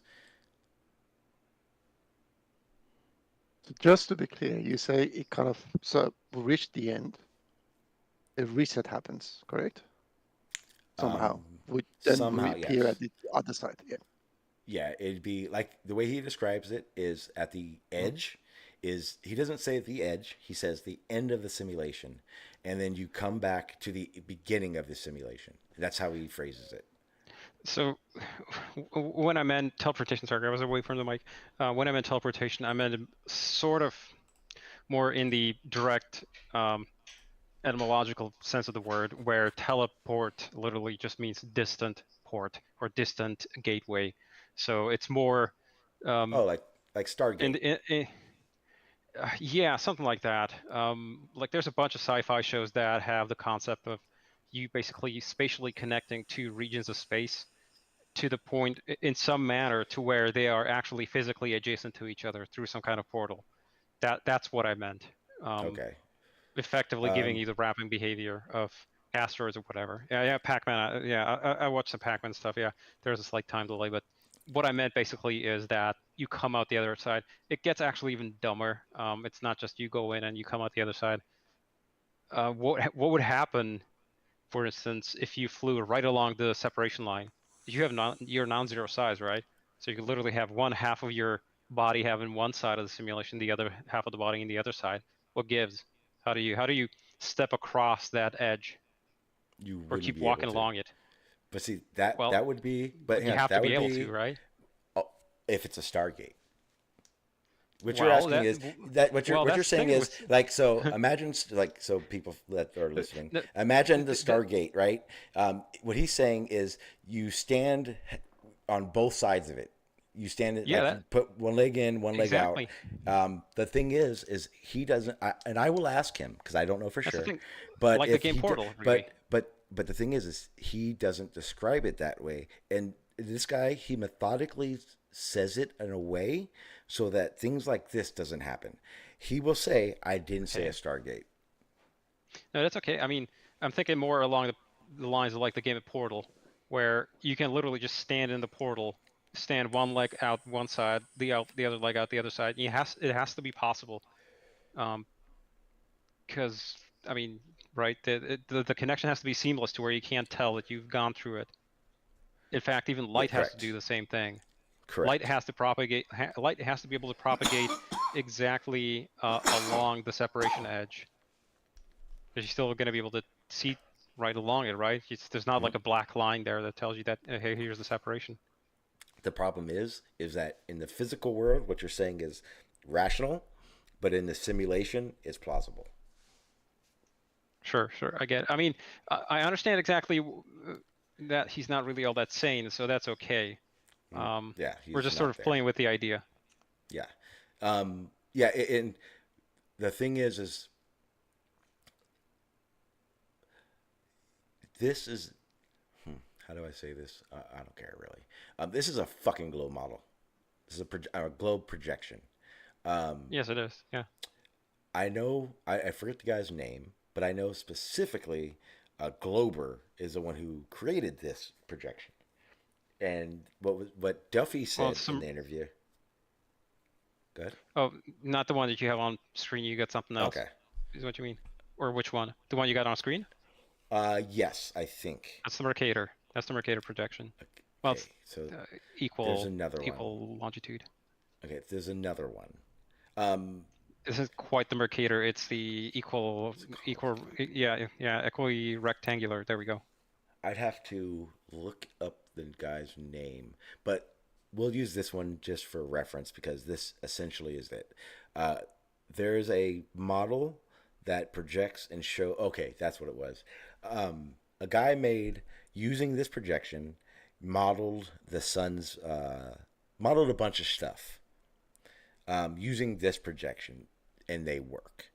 One of those things being the 24-hour sun. It would work because I don't know exactly, whatever. He modeled this stuff. So what Awakened Soul uses is the model, and he says that it. So when someone says something like Duffy says to him, "We're going to go there to see a 24-hour sun," Awake Souls will go, "Okay, why?" And he'll go, "What do you mean, why?" Because flat earthers say the sun isn't there for 24 hours. And he goes, "I'm not a flat earther. I don't adhere to that fucking AE map. This is my model." And on my model, we predict to the exact degree where that 24-hour sun will be. And that's how he gets away with that. The Awake Soul has basically jettisoned some very fundamental concepts of geometry in order to make it compatible with whatever he thinks is the case. Mm-hmm. And I mean, the dude is literally disconnected from reality. Well, again, he's talking virtual reality crap. Yeah, well, again, yes, that's exactly what that is, right? He's trying to show that what you call reality is really a simulation. And because of that, your idea of what's happening doesn't apply to him because you're stuck in reality and in a physical world. Yes, generally we all agree, well, most people agree on a physical world, but I mean, when somebody's that disconnected from reality, there's really no discussion with him. I mean, the dude pretty much thinks that The Matrix is a documentary movie, and at that point, I mean, you are just one step removed from a philosophical position called solipsism, if you know what that is. Yes, but at the same token, you don't, how do I say this without it sounding... What I mean, when somebody adopts a solipsist position, the discussion ends, basically. No, I understand what you mean, but the discussion ends for you, because there are situations that you could do that. I don't like to hold the position of it is this and or that and that is it. I don't like that idea, because I do think, yeah, it's not a documentary, right? But there are things that you could look at it and say it's almost metaphoric. Well, I mean, sure, but if somebody claims virtual reality, then obviously at that point you're not really talking with somebody operating on the same sort of perception of reality and model of reality, to where they say the senses that we perceive are more or less accurate to what we are. Because at that point you might just as well say I'm a brain in a vat with simulated inputs being stimulated, sent to it, or whatever, and there's no other external assumption or no other external check that I could ever make to invalidate that position. Therefore, I can just hold to whatever magical fantasy claim I want, and at that point, reason stops. You just basically made up your own reality. But the thing is okay. I know you're gonna hate this part. If it's a simulation, though, then it is correct. And here's the thing. I know you're not gonna. It could be the same way there could be a God. If you start entertaining non-falsifiable positions, then you can just make up whatever you want. At that point, you are not tethered to anything arguable. Like you simply cannot have a rational discussion anymore. Why? Okay. Because you cannot reasonably make any arguments that would allow you to tell or differentiate between one position or another. Okay. Well, I got a question concerning this model here, because this shows two-dimensional. That this is the shape of the Earth, and the whole this is the end of the Matrix and beginning of the Matrix and everything. But what about the up and down? You know, not the north and south, because that's plainly there in 2-dimensional. But what about the up and down? What about the third dimension? Hang on. Well, Well, I'm pretty sure actually I heard him say that if you go out the north, you're gonna come back out the south. So if you went to the North Pole, you'd come out the South Pole. Yes. So that's entirely idiotic at that point. Why? Hang on. Stop. Okay. Because you'd have to have light. I mean, is there sunlight at the South Pole? Okay. I get what you're saying. I 100% get what you're saying. But again, so what you're saying is this. So on my screen, I'm showing it to you. So what you're saying is this. Here to here, a plane, or we'll just have, a little plane. We'll just make that the plane, whatever. So you're saying that this happens,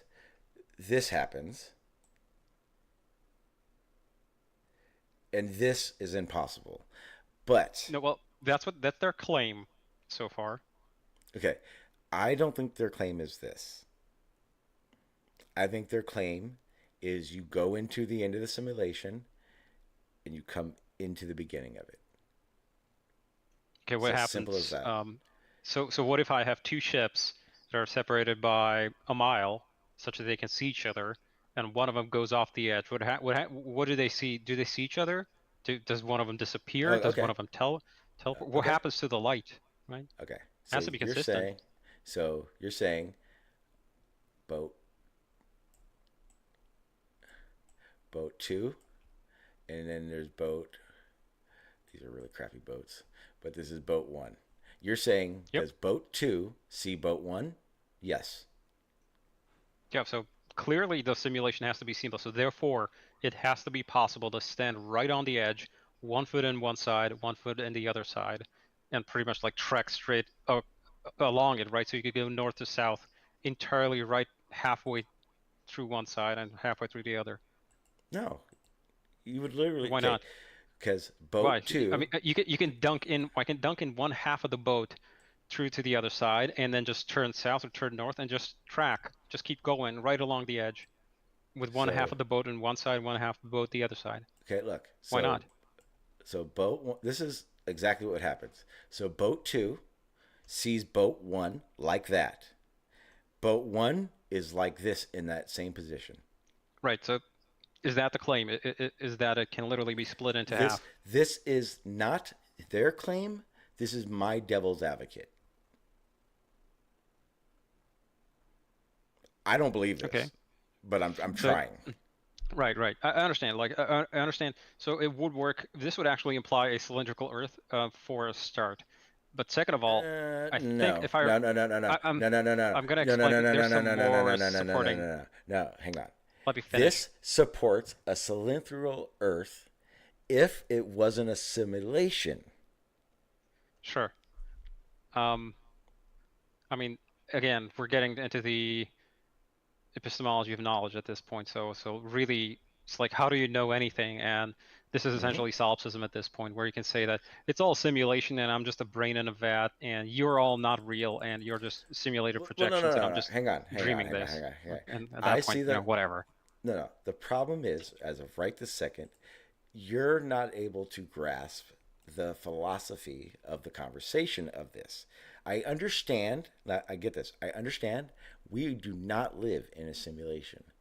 But if you played we do live in a simulation game, you would concede to the fact that explanation of boats makes sense.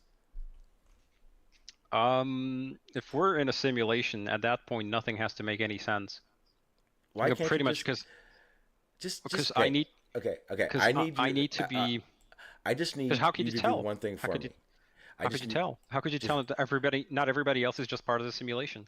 For 1 second, I just need you to do me one favor. I just need you to just realize what I'm saying. And I understand that you're based in your loving world of science and reality and how things work, but I need you to understand something. If we live in a simulation, this makes sense. Right, but if we live in a simulation, then all bets are off. Yeah, and the Earth could be. the Earth could be cylindrical at that point, which You're would right. still make which would still make their idea correct. I'm using the term correct as in their simulation. But I my wouldn't say question was more of my question wasn't really the two-dimensional aspect of it. Like if you just look at this is a two-dimensional map. But what the description that I was looking at was what happens if you go up or down, not north or south, but up or down. Okay. Like up into space or down below Oh, the simulation. I don't know. I also had some other questions because I'm pretty sure I remember him saying that if you go to the North Pole, you're actually going to come out the South Pole, and that Yes. just breaks their entire sun model. Why? Well, because you can see the sun high up in the sky, on the South Pole when it's like the southern summer solstice, right? So at that point, when you're at the South Pole, you're right at the separation line at the bottom there. So what makes the sunlight suddenly? So presumably, if you went further south, you could come out the north, right? First of all, there's no land at the north, so that'll be interesting. What happens? Do you just fall into the water? And second of all, why isn't the sun therefore illuminating the north part as well? Why does the sunlight suddenly stop at the South Pole and not wrap around the north? Extension of light. It should. Well, okay, but why is there a sudden sharp cutoff? That contradicts the explanation for the light propagation along the lateral edges, where it should wrap around, right? Because you can see the sun even when it's like Okay. So you're saying so the sun's here. So right, yeah. right now you're saying why doesn't the north see light? They do. Yeah, but for the light, if you imagine from the sun, the light starts going south. So starts going south. Yeah, going south. The sunlight, I mean, from the sun starts going south, hits the South Pole, and then it should presumably, not the sun itself, I mean the sunlight, right? Yeah, It these should are representing light. wrap around and come out the top. But it does. I mean, in the southern solstice, but that's the thing. It's not something that happens in the southern solstice. Now let me show you. Hang on, let me show you. Okay, don't worry about the boats. Just the sun. The sun we're looking at right now. Okay, so this is equinox right now, right? Right now, the sun, the world, right? We'll say the North Pole and the South Pole basically get the same amount of fucking daylight, right? Very little, yeah. Okay, but for general speaking, when the sun's doing this. Yes, the sun is right on the horizon. Yes. Yes. Okay. So then now we're gonna go summer for the north. So it gets about here. So when it's doing this, now okay. So right now, you understand that the North Pole gets 24-hour sun at this point, right? And the South gets darkness. Okay? Yeah, exactly. But listen. They don't get complete darkness. They get dusk moments. No, they do. No, listen. I understand that. Is this their claim? Okay, listen. I understand. This is no. See, I'm just playing devil's advocate. But what I'm saying to you is this is a simulation. You're looking at it as, with the way physics works, that light should reach the other side. This is a simulation. There's no reasoning for it. I understand. Well, I'm trying to keep their simulation consistent, because if they say that light wraps around the lateral edges, and you can wrap around going north and south, therefore light should also wrap around north and south, right? Okay. How about or is that just magic? Okay, this is what we're gonna do. Because the celestial bodies, we know, travel in this direction, right? We know this. We're not. No one. They don't. Sure. We don't. No one Sure. discounts this process. Okay, so that part we've got done. Okay, and for devil's advocate, because this is not my model, so I get to play with it. I'm gonna say that light does not travel the same way. I'm going to say that any navigation, any plane that decides I'm going to to Antarctica from the North Pole will always do this. They will always, you ready for this? Travel south. Am I wrong? If they decide to go from where to where? From the North Pole to the South Pole. No matter what direction I go in, I have Yeah. to go. Okay, perfect. Right. Yeah. Okay, so anytime, in the same situation, if I'm Well, in the South Pole, hang on. hang on, no, if I'm in the South Pole, I am gonna go. No matter what, I will always go north. So we've got that done, right? So Well, far. no. Hang on. But their claim is that if you go south from the South Pole, you should Why? wrap around the You north. can't. Okay. I want you to think about what you just said. So You so cannot. do No, they listen. not claim If that? I listen, no, no. I'm going to say right now, no, because that is impossible. If you go Well, to the pretty South sure I Pole, heard him say that. it's impossible. I don't Well, I'm care what pretty they sure I say. heard him say that. Okay. Okay. Okay. Look, I'm still. I'm in. I. This is my model now, Okay. and Cool. I get to play with it. Sean's derpy And model. yeah, and I'm going to tell you right now, no matter what we just established is fundamentally true on your model and my model. If you're at the South Pole, you can never go south. You can only go north. I have shown you on my Yes. model. I've shown you on my model, no matter what, you go north. If you're at the Right. North Pole, hang on. If you're at the North Pole, you can never go north. You can only go south. I have shown you on my Yes. model that is I saying agree. that is true that stays true. So here's the thing. Perfect.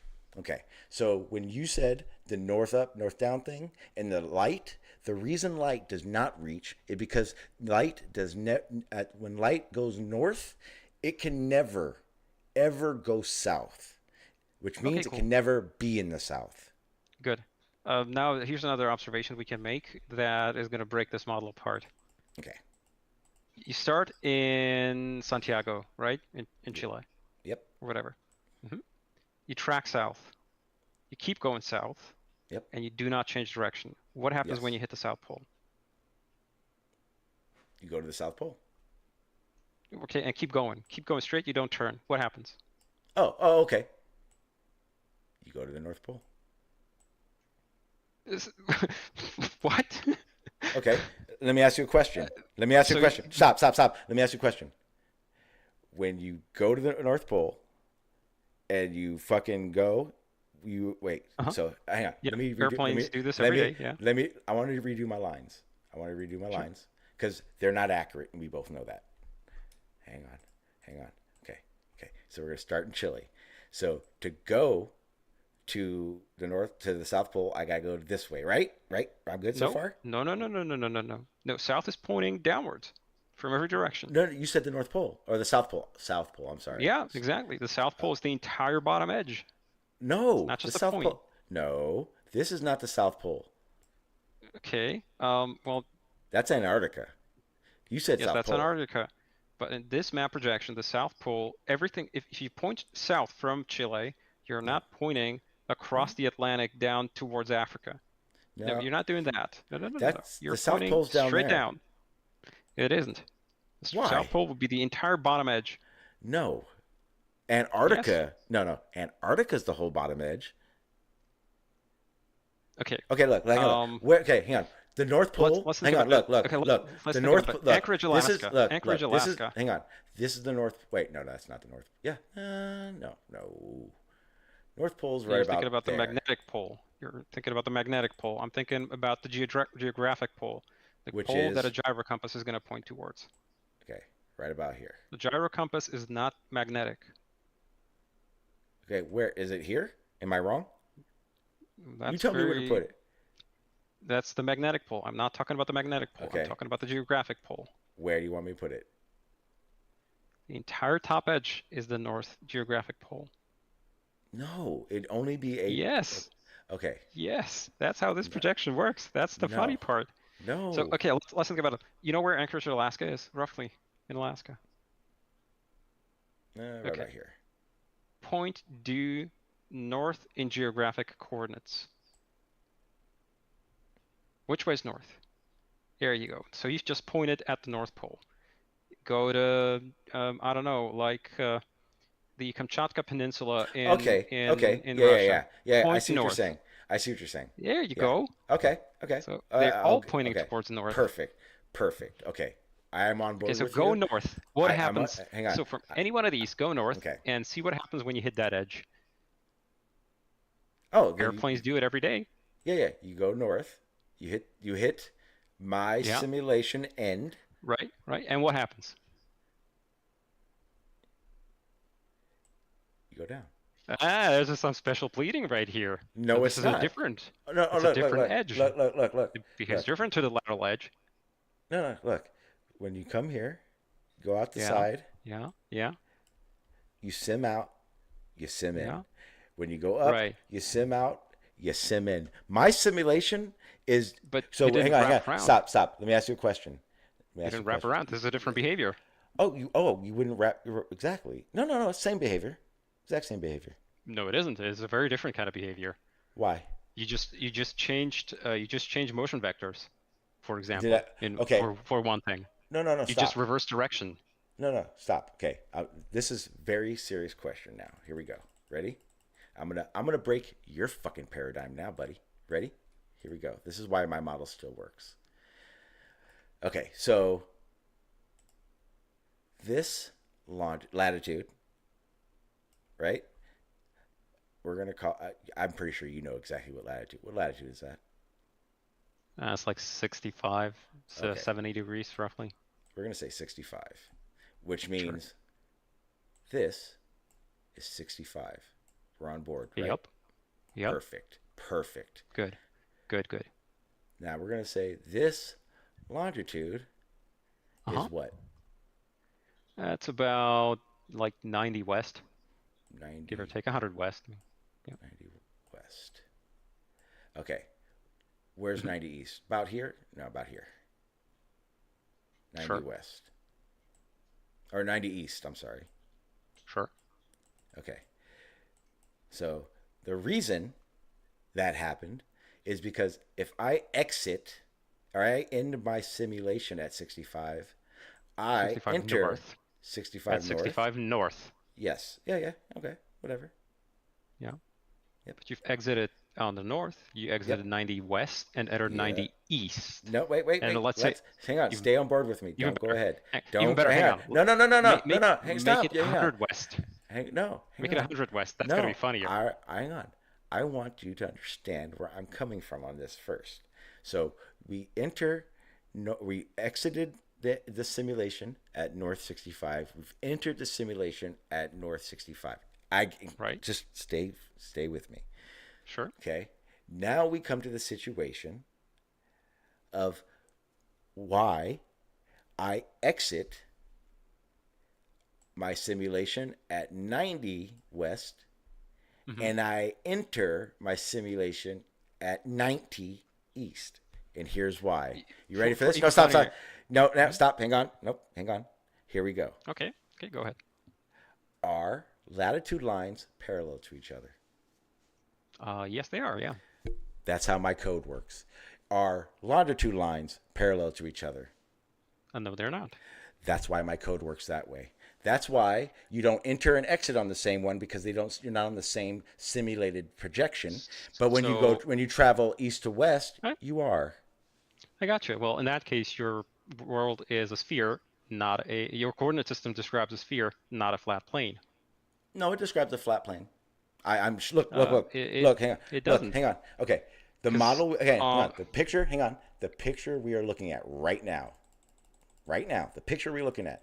Do they adhere to your coordinate system?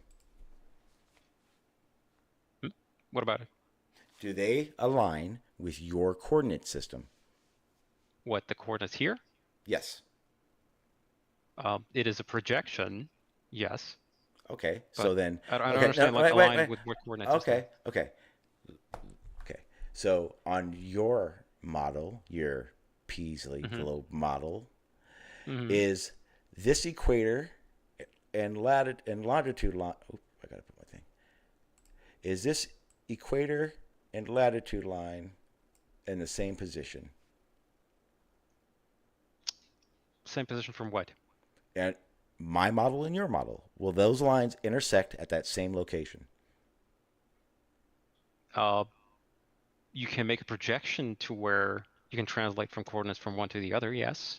Okay, so this projection, if I go look it up right now, are you telling me that the equator is not where the equator is?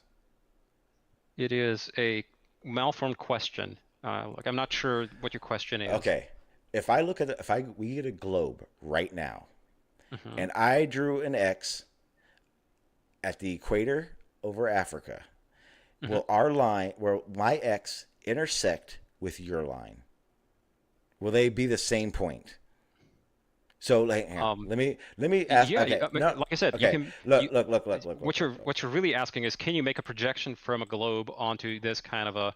Nope, that's not what I'm asking you. What I'm asking well, you is, that's I'm how it asking. works. No. I'm asking you. I'm going to call this coordinate. This X is sitting on A4. Now, my question to you is, if I go to the globe and go to A4, is our marks going to be on the same spot? That's all I'm asking you. Again, it is a function of the projection, so therefore it will project back and forth to the same coordinate to the same position. Yes, that's by definition. So what you're saying to me is that, Sean, you're showing me your model, and your model's latitude and longitude lines line up with mine. I'm going to explain exactly why it doesn't. I don't want you. But I'm not asking you to explain it to me. What I'm asking you is if the longitude and latitude lines line up the same on your model and my model. That's all I'm asking right now. You can make a projection from a globe onto this kind of a quasi-Mercator map to where they will line up. Yes. Here's what's going to break. I don't care what's going to I don't care what's going to break it. I don't at all. I really don't care at all, because what I care about is getting these answers answered and the way they're supposed to be. Do our latitude and longitude lines match the same? Will my points, my A4, be your A? Thank you. That's it. Hang on. Stop. You can map all points from a globe onto Mercator map. Yes, whatever. You're word salading now. Let me explain something. No, hang on. No, hang on. Okay, so I have now proven to the audience, and don't make me mute you, so don't fucking interrupt. I have proven to the audience that the reason when I travel in this direction and I come back here and I end my simulation and begin my simulation, the reason it happens on the same latitude line is because those lines run parallel, and my simulation in parallel runs code to do so. When I travel north and I decide to go to the end of my simulation and begin my simulation, it happens this way because my longitude lines are not parallel. And if they were parallel, what would happen is my code would jumble up and fry. So what it has done, because I get what you're going to say, you're going to tell me, well, these lines are parallel, Sean. All of them to each other. Like, they're doing the same thing. And I would say this. This is a projection so you understand my model. That's quite the admission. That is quite the admission. Projection from what? From a sphere. No, from code. Because I want you to understand something, man. In nature, in this virtual reality, this simulation is a code. You can't fucking see code like this. If I showed you, I'm gonna show you. I'm gonna show you why you're wrong. NASA. If we looked at NASA, if we took Hubble NASA data right now, the raw fucking data, and we looked at it, it would not look like the fucking images they give us. It would be a bunch of fucking numbers and equations that we give color to to represent that data, right? Right? Yeah, right? Computers store numbers, yes. Yeah, okay, perfect. Okay, well, my world, my fucking reality is code. And the only way I can get you to see what I understand is giving you a visual aid. The same with the globe, right? You guys don't live on a fucking perfect basketball that you fucking kick through a net or shoot through a fucking hoop. No. It's all misshapen and shit. But what you show us is this perfect little fucking ball. Well, my simulation works the same way, but I got to show you. I got to make you understand. So what I got to do is I got to give you a perfect image so you get what I'm saying. Sure. I mean, all you've done is just use a whole bunch of word salad to explain a globe projection, so that's cool. What I mean is... You use word salad too. Okay. What I mean is that's the thing, is when you're talking about the virtual reality folks and their belief about virtual reality, whatever, they are untethered to reality itself. Entirely. Sir. I am not a they or them. I am a me and him. Sure. Oh, well, so, well, in that case, I'm going to address Shanji, the awake soul, whatever, something like that. No, it's Shanji, the stereographic virtual reality theorist. Okay. Let's call it, I don't know, let's contract it to something like stereotard. No, don't do that. That's mean. Just something shorter. I mean, you got to have a shorter, like, Glober. We'll just call it Sim. Sim boy. I mean, the thing is, if you're talking about simulation, at that point, you have to have a common basis of argumentation with other people, and you have to agree on a set of ground rules and assumptions about reality that you basically are going to say, okay, we're going to work on that. So one of the assumptions is that we have to all agree on what our senses perceive is more or less accurate, and also that the world is accessible to our senses. And from there, we can do things like, we can obviously see that the world is a three-dimensional space where lengths do not arbitrarily change, at least not in any perceptible way to our senses. At that point, you cannot support a projected map because lengths will mess up. My argument originally, what I was going to ask is, wait. Okay, measure the distance between two longitude lines on the equator here, and then 45 degrees north, and then at the poles. And so what is the distance? Yeah, what are the distances between any arbitrary longitude? No, not like that. No, not like that. I mean, literally along the latitude line. Along the latitude lines, from there to there, and just then do another one at like 30 degrees up. No, not a parallel. I mean, the line has to be parallel. Right? Okay.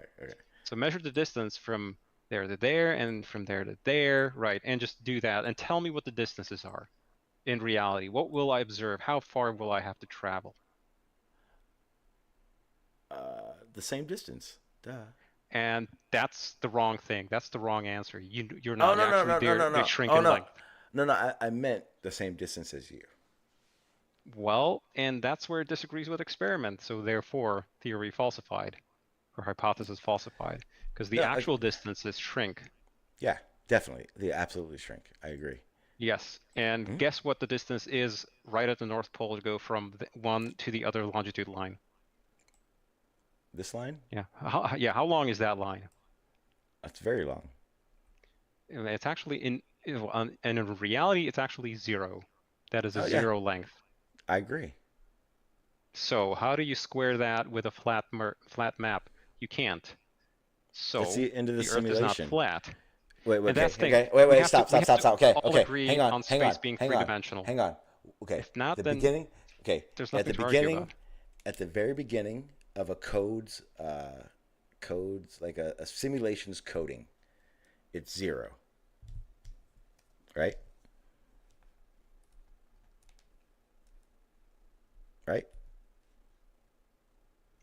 Say that again. At the beginning of a simulation, like before the simulation is turned on, you have 0. I'm not sure what you mean. Like, that question doesn't. Okay. I am the creator. I am going to create our world, our reality. I start, and my screen is at 0. Just to interject here on a side note, we're getting quite a storm here, so I might lose power if there's like a brief blip of power, so I might go offline unexpectedly. Okay, thanks for the heads up. If like I said, so I am the simulator. I am the creator. Matter of fact, you can use this in any situation. I don't want to say that because I don't want to offend people. If there's a God, before he created everything, this would have been zero, right? What would have been zero? The lengths or what? No, the beginning of the code for the simulation. If I'm the developer making our reality, I'm going to start with a blank slate, zero, right? As a computer, that is zero. Not necessarily. Well, not in a computer. If you're talking about real computers, no. But if you're Simulation. talking, no, not necessarily. If you Why? if you want to, like, I don't know how far you want to take the analogy, because on a computer, when you initialize memory, it's actually arbitrarily filled. Like this, you cannot predict its contents. It's going to be what we call randomly filled, random data. Yeah, that's we don't of know. course that's okay. Of course that's there. But okay. Fact, Ooh, okay. In fact, Here if we you want go. to talk Here we go. philosophy, Okay. that How was about this? How the about state this? that Hang the on. Greeks expected. The beginning of the visual coding. Okay. Okay, because obviously, I mean, very clearly, because I have an end of simulation because I have an end of simulation, I 100% agree with you that the creation isn't a zero because I am full of memory. Obviously, there is a finite amount of memory that my simulation can hold. I'm showing you this. So that means when I am now creating the visual aspects of this rendering, it does start at zero. There's a starting point. No. Yes. Here, Stop literally, saying. here, there. This is literally at this Okay. point we're talking Look. philosophy, and philosophically, for example, the ancient Greeks said that before there was a cosmos, there was, you know what the opposite of cosmos was? No. Nope. Chaos. Okay. Chaos is literally the absence of a cosmos and an absence of order. For them, cosmos was the order, and before the cosmos, there was chaos, Okay. disorder. Okay. I So want for to show you them, something. randomness would have been the actual state of the universe prior to its Okay. existence. I'm going to show you right now. I'm going to show you what I mean. I mean, this is just really philosophical talk at this point.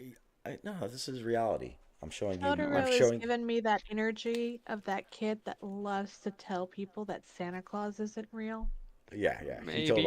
He told all his 5-year-old pals Santa wasn't real. Okay, so this is what I mean. Okay, so this is a perfect example of how my reality is real and you're in it. I am the creator. I am going to form Earth and all that encompasses it. Okay, I'm sitting at my computer. We've already explained this part. My computer has memory, it has RAM, it has cool, colorful lights because Tex convinced me to get this one. And then I'm ready. I got all the stuff I need in my files to make a perfect world because I am awesome. Okay, here we go. Whew, ready? All right, what do I want? I want something with land. Yeah, that's a good idea. So right now my slate is zero. There's nothing here. Big zero. Nothing to show for it. Okay, now I'm going to fast track because I'm awesome. And I'm going to put, okay, oh, that looks good. I like that a lot. I'm going to put a coordinate system so I can put everyone where they need to be, blah, blah, blah, blah, blah. So I'm going to draw these lines. Perfect. All right. I need light. No one can see. I need some light in this bitch. So I'm going to put some light. I understand what you're trying to say. Hang on, I'm not done. Hang on. So now I got some light. Perfect. Now let's do this. Oh shit, hang on. If I do it this way, will the south see the light when it's up here? I think it can. That would be weird. I mean, why don't I just put it here? But I want deserts. So I'll have it run here. So I got deserts there. Cool. But I don't want it to be cold everywhere. I want deserts here. What the fuck am I supposed to do? I want deserts everywhere. I like desert. I like the hot weather. But if there's deserts, it's going to be cold. So what I'll do is I'll make it do both. Fuck yeah, I'll just do both. So then what I'll do is I'll have it run a circuit. And then over time of my simulation, oh shit. What do I do now? I'll just make it come back. Okay, so my simulation is just going to end and then start. Okay, perfect, got it. See what I'm doing, man? This is the reality that we have. I have not said anything false. You've made a bunch of superfluous assumptions. Well, And at what, this, I hey, mean, at this hey, point, neither we're one of talking. us are God, man. Neither one of us Hang can on. truly answer this question. Really, well, sure. At this point, we're way out of science and into philosophy, and it's That's not where it starts. that Hey, that's where interesting. science.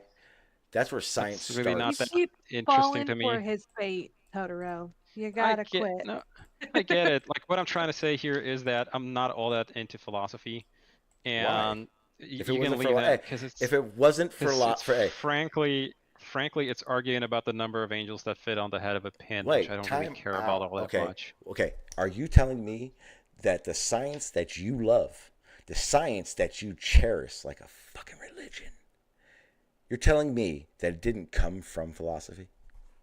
Oh, it absolutely did, and it has some philosophical underpinnings that I would say are sound and minimalistic. I mean, there are obviously, like I said, there are certain assumptions that we have to make about reality because otherwise you cannot, like, if you just want to go the Descartesian method of I think, therefore I am, it really doesn't get you anywhere. Like, you've just proved your own existence, and you cannot Yes. make any other conclusions from that. And yes, So you you have can. to make You more can. assumptions. Yes, you can. You ready? Like what? Everything has to start somewhere. Boom. Not necessarily. I can say that the flow of time is cyclical. Prove me wrong. You can't. Yes, I can. You don't have any. You don't have any any way to prove that. Time travel is possible. Well, so you claim, but you cannot prove that because that would require I can making a show whole you. bunch more assumptions. I can show you mathematically it's possible. I would be very surprised if you could do that mathematically because those solutions are not trivial. But either way, mathematically you cannot actually prove anything about the real world if you do not make assumptions for certain things, like that the world is real and that your senses are able to perceive it and give you a reasonably accurate picture of it. Like you have to basically get beyond the brain in a vat phase of your reasoning before you can make actually any kind of conclusions. So you agree that. So no, I mean that's an assumption. You have to make that assumption. Why?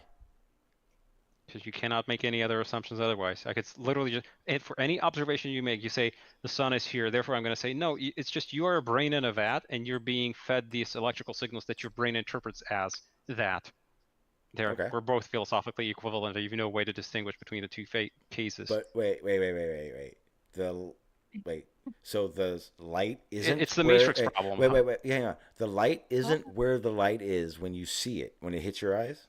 That's not true. No. I mean, if you say that we cannot prove that we're not a brain in a vat, and therefore I cannot make that assumption. Therefore, I could literally just say that no, you do not have a philosophical basis for this.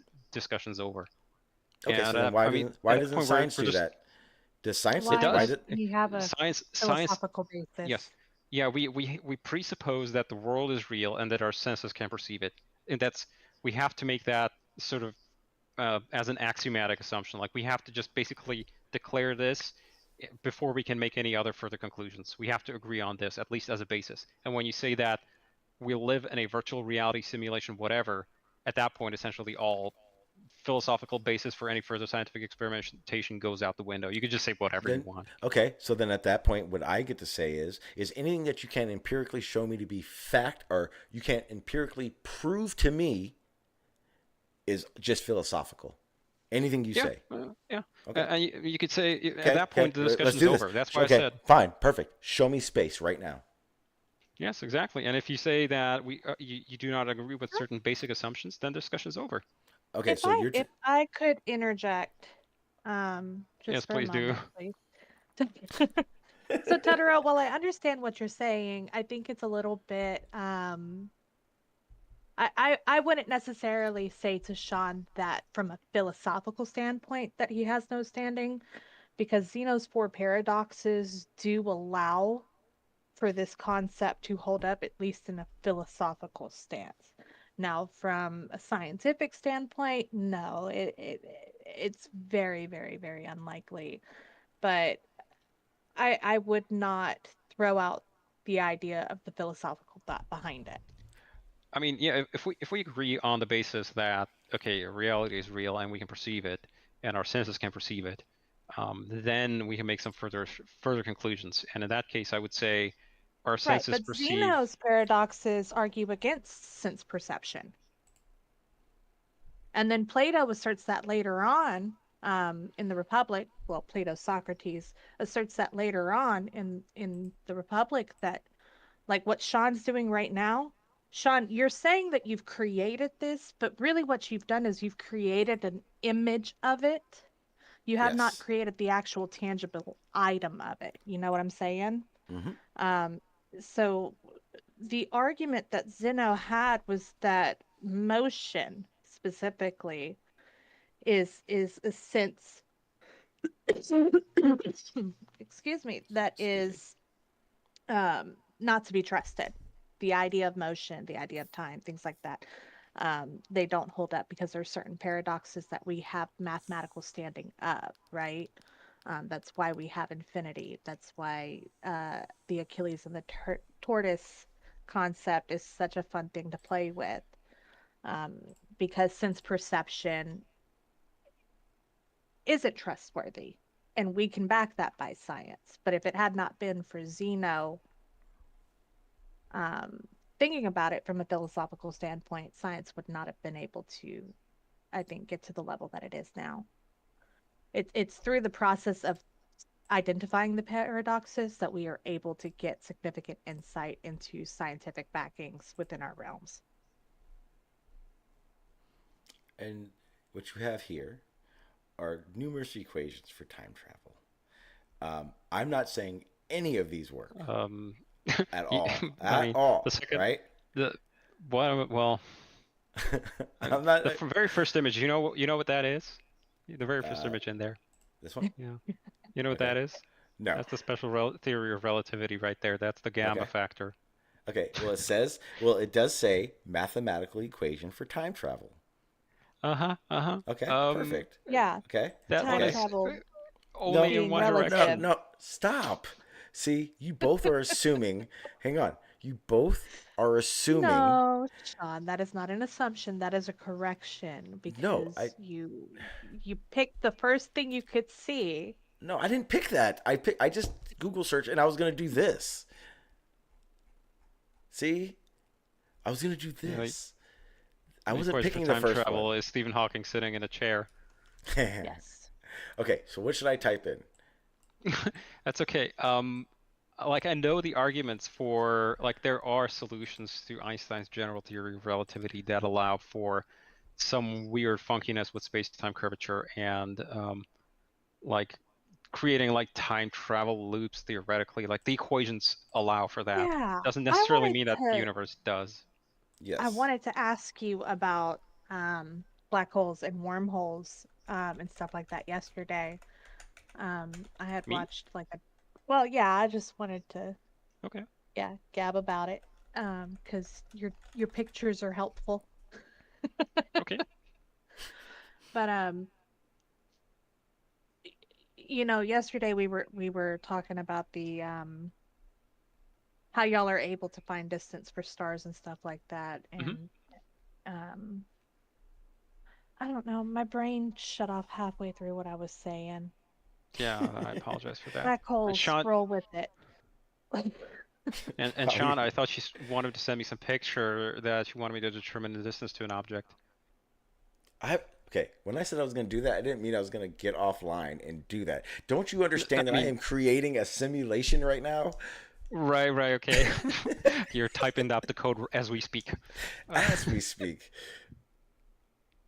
It's okay. I mean, Lex, text Lex, go ahead and I mean, if you have any questions, like I'm not in any way proficient, I would say, in general relativity. I know like the broad strokes of it, but if you ask me to actually do a solution for the field equations, I'm like gonna be my eyes are just gonna gloss over. Whenever tensors get involved, I start to get very worried. I'll help you out later about that. I can teach you I some don't think we things. have to go down into like the big blunt nitty gritty of it. I'm just wondering, like, do you think it's plausible to have white holes and certain wormholes that eventually at some point, if by some miracle we build the technology for it, Right. is So it plausible that we can travel through right, yeah. these? So there are they are valid solutions to Einstein's field equations. The problem is that there are things that some equations would allow you to plug in and get a valid solution out of them, which do not occur in nature for one reason or another. And wormholes and white holes and all that kind of crap is one of those things where I would say it's theoretically a valid solution, but I don't think that it actually occurs in nature. And there might be an underlying reason which we do not quite understand why this is not possible, but we do not see them in nature. We wouldn't So see I them guess though. my But the biggest problem hang up we is like, wouldn't see them. Oh no, you would absolutely see them. If they were stable in some manner or fashion. Well, I mean, it depends on the exact model, right? So there are some solutions that predict the existence or the possibility of their existence, but then when you run some further equations, you figure out that they would exist for less than like one Planck epoch, which is like 10 to the minus 54 seconds, and then they would collapse, so they'd be unstable. Again, stuff that doesn't occur in nature, I'm generally not really all that concerned about. God has shown that it only takes an instant to create a universe. Sure, and, oh, and if don't you even. Again, Will Duffy taught me that. Yeah, if you want to turn this back into philosophy, then go ahead. But at that point, I'm sort of out. I'm gonna stop fucking with you. I'm done. That's okay. No, what I was trying to say there with the stereographic projection model, whatever, something, is in order for that model to be correct, you have to essentially discard the notion of Euclidean three-dimensional space to where you would say that distances and lengths are uniform and angles are uniform throughout the universe, more or less, and not in a subtle way like general relativity predicts, like in a really dramatic way. That's the only way you can do it, and that's just not something that we see on such scales anywhere around us. So at that point, I would say that that assumption is superfluous, and by Occam's razor, we can discard it. And out comes the necessity for, therefore, the Earth cannot be a flat plane with that projection. It has to be a sphere, because that's the only other place where this kind of a solution works with uniform three-dimensional space. With the sky. But I've always been really fascinated. I've kind of, to be honest, I've kind of reverse engineered through a particular piece of geometry that I can explain to you exactly, well, reasonably closely, I guess, how it works. Yeah, sure. I'm always down for a geometry lesson. That's like my weakest point. Sure. So this is actually a conclusion. In very simple terms, Euclidean geometry, and this, I'm super simplifying here, Euclidean geometry basically says that there are 3 degrees of freedom in space, and they are orthogonal to each other, and it's more like the Cartesian system, but close enough. And you can, and the directions or parallel lines remain parallel forever, and orthogonal lines, no matter how much you shift them, they'll remain orthogonal, that kind of stuff. And if you make that assumption that space is like that, which does seem natural to us, right? That's how we perceive reality. We don't see stuff warping randomly. At least, we're talking like But common we sense do, scales. don't we? What I mean is see space-time warp around black holes. That's how we're able to identify them. common sense scales, like not high gravity conditions, not super high speed. We're talking You're like the talking conditions. relative to Earth. Wait. Scales that we perceive as humans. Don't we see that during eclipses with our naked eye? No. We don't see stars on the other side of the sun that we wouldn't see. Not really, no. That doesn't happen. Okay, I thought that was a thing. Not really. I mean, so again, the sun is a very Okay, let me rephrase this. When I talk about this kind of an assumption, I'm talking about the typical scales that are perceptible directly to our senses. So you going about your way in your day-to-day life, that kind of scale, right? Okay. I'm not talking stellar scales where millions of miles away and objects that weigh quadrillions of tons are like the sun. Okay. I'm talking, Sean scale. Okay. There we do not perceive space to be somehow massively curved.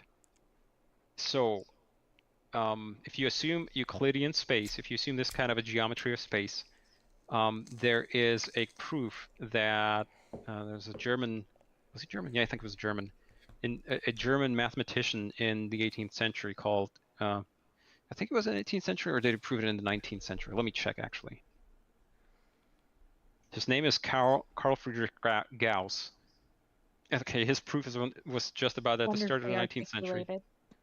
Yeah, he is essentially, I would say, the father of differential geometry, which is it's just a branch of mathematics that has to deal with like analyzing. So that's the motherfucker I need to fight. Yeah, pretty that much. One right there. That guy really fucked it up for everybody. I hate differential. So he really developed the mathematics of dealing with surfaces that are not simply flat, instead of curved and stuff like that. Because he was like commissioned by some king or some duke or whatever to plan the shortest route between two cities, and because the surface of the earth is not necessarily flat, therefore it's not necessarily the straightest line, right? The most optimal route for a road might be some curved line, around hills and that kind of stuff. And Gauss then did a lot of mathematics and blah, blah, blah, and he worked on a bunch of other stuff. But basically what it did, he proved a thing called the remarkable theorem, or theorema egregium, because it was originally written in Latin, where he proved that if you are able to measure distances and angles between 2 points on any arbitrarily shaped surface, then you can determine what shape that surface is in three-dimensional space with no external reference. So you don't have to get outside of that surface. You can literally just move along it. As long as you can measure distances and angles, then you are able to determine the shape of the surface. And that isn't, it has to do with a bunch of parameters called Gaussian curvature, but that is something that you can quite easily do for the Earth, because we know how far cities are apart from each other, right? And once you know the distances, you pretty much, it's an inescapable fact that you can prove that the Earth is a certain shape, and the shape being a sphere of a certain diameter, which we can also calculate. And there's nothing you can do about. Yeah, but at that point, if you want to talk simulation, then sure, whatever. I'm sorry. That's okay. But what I mean, what I mean is there's nothing you can do to present that three-dimensional shape onto a shape of a different curvature, like for example a flat surface, without losing distances, angles, or shapes of stuff. You got to give up at least one of these. Usually you'll give up more than one of these in order to make the projection work. And at that point you have deformed the space from 3 dimensions into some weird hacky way, which is not obvious to us. So therefore you can quite easily conclude that what the underlying shape is something 3-dimensional. Make sense? More or less. Yeah, it sounds a little bit weird when you sort of word it like this, but think of it like this: make a circle around the northern latitudes, like going from certain cities to certain cities, and then around the south. And there's no way you can fit this shape onto any flat map of the Earth, no matter what you do, without distorting distances or angles or shapes. No, I'm with you. All these squares make a circle, man. Yep. I mean, that's the gist of it. All these squares make a circle. I've created a little meme for this, for, I don't know, whenever somebody's gonna need it, or whenever somebody really pisses me off, I'm gonna post it. Where's my little meme? Yada yada yada. There it is. I guess. I don't know. Enjoy. Have you ever talked to Bev before? I have seen his text. I've occasionally interacted with him on MC-Tunes channel, on MC-Tunes server in Discord, but I don't want to talk to him. He's a weirdo. He's a crazy person. So what you're saying is you want me to get him on my panel for you to have a conversation with him. I really don't care. He's this kind of the subtlety of this argument is way beyond his ability or willingness really to comprehend. It's not that he's unable; he's just unwilling to. Okay, I will say this because I've known Bev for a very long time. Bev is as dishonest as it fucking gets, just so everyone understands. Yeah. Bev has some education with surveying. And here's the thing. I understand, because this actually happened to me. There is a level of surveying where the shape of the earth does not fucking matter. But there's also, once you also get further into your understanding of surveying, you understand that there's a whole branch of surveying that does much, much further surveys. And what ends up happening is that there is something you learn that is called spherical geometry. It's no longer just straight lines because there's other things that happen. And this is something that Bev understands very clearly, what I've said so far. When Bev talks about his only straight lines, elevation change, differential, and all that shit, he is talking about grade checking at best. He's not even talking about surveying when he's talking about level differentiation and all that kind of shit. He's just talking about grade checking. And when I say that, it means this. If he starts at one location and he uses any optical device, I don't care if it's a theodolite, auto level, fucking sloping laser, doesn't fucking matter. All you are doing is referencing one location to another location, and you are measuring its elevation points. What many people are talking about when we say curvature is something that is void of elevation. Specifically, Bev's water level test. Bev's water level test is a great fucking way to answer the question, is there curvature or not?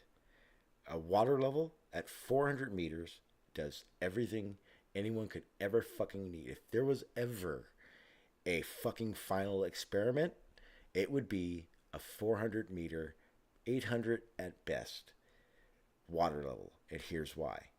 Because a water level, set up correctly, both ends are level to each other, is the best void. I'm going to repeat this. The best void of elevation there is. That means from point A to point B, elevation means nothing to the test. My water level is level. That's all I care about. Each end is level to its counterpart. The elevation makes zero fucking difference. And because of that, I can then go on with this test.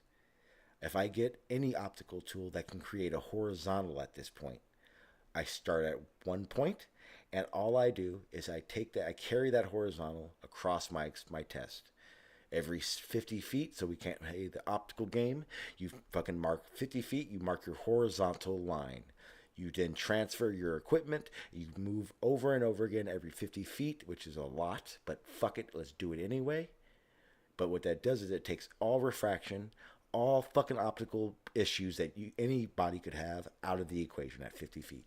So you carry that horizontal along your whole span of your test. There's only 2 results to this fucking thing that we're going to... Oh, there could be 3. For all you fucking concave motherfuckers, I'll even entertain you for that second. If it is a flat Earth, if Earth is flat, void of curvature, that is the argument. Not paper. We understand topography exists. That's why we're using a water level.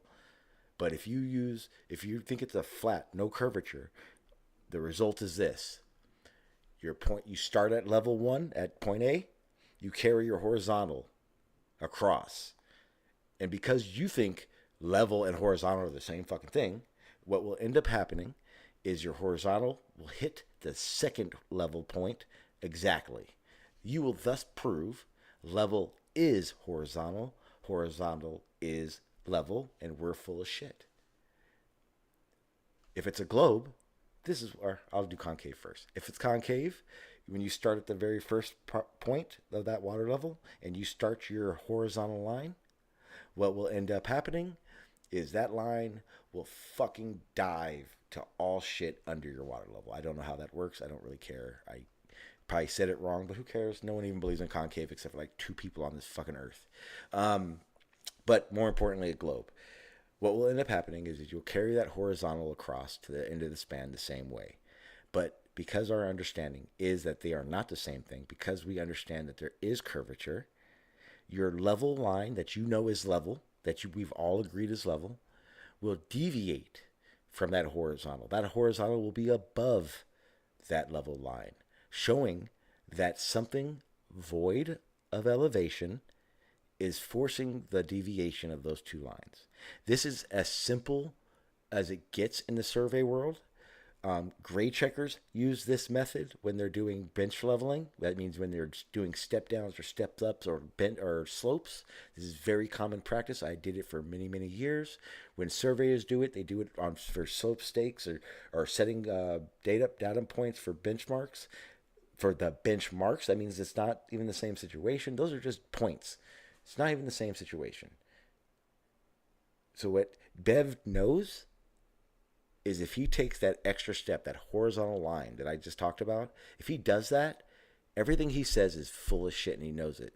So anyone listening, if he talks about a water level test, ask him to do the second part of it. He'll avoid it with all costs. That's why, Totoro, that's why I won't talk to Bev, because he is so full of shit.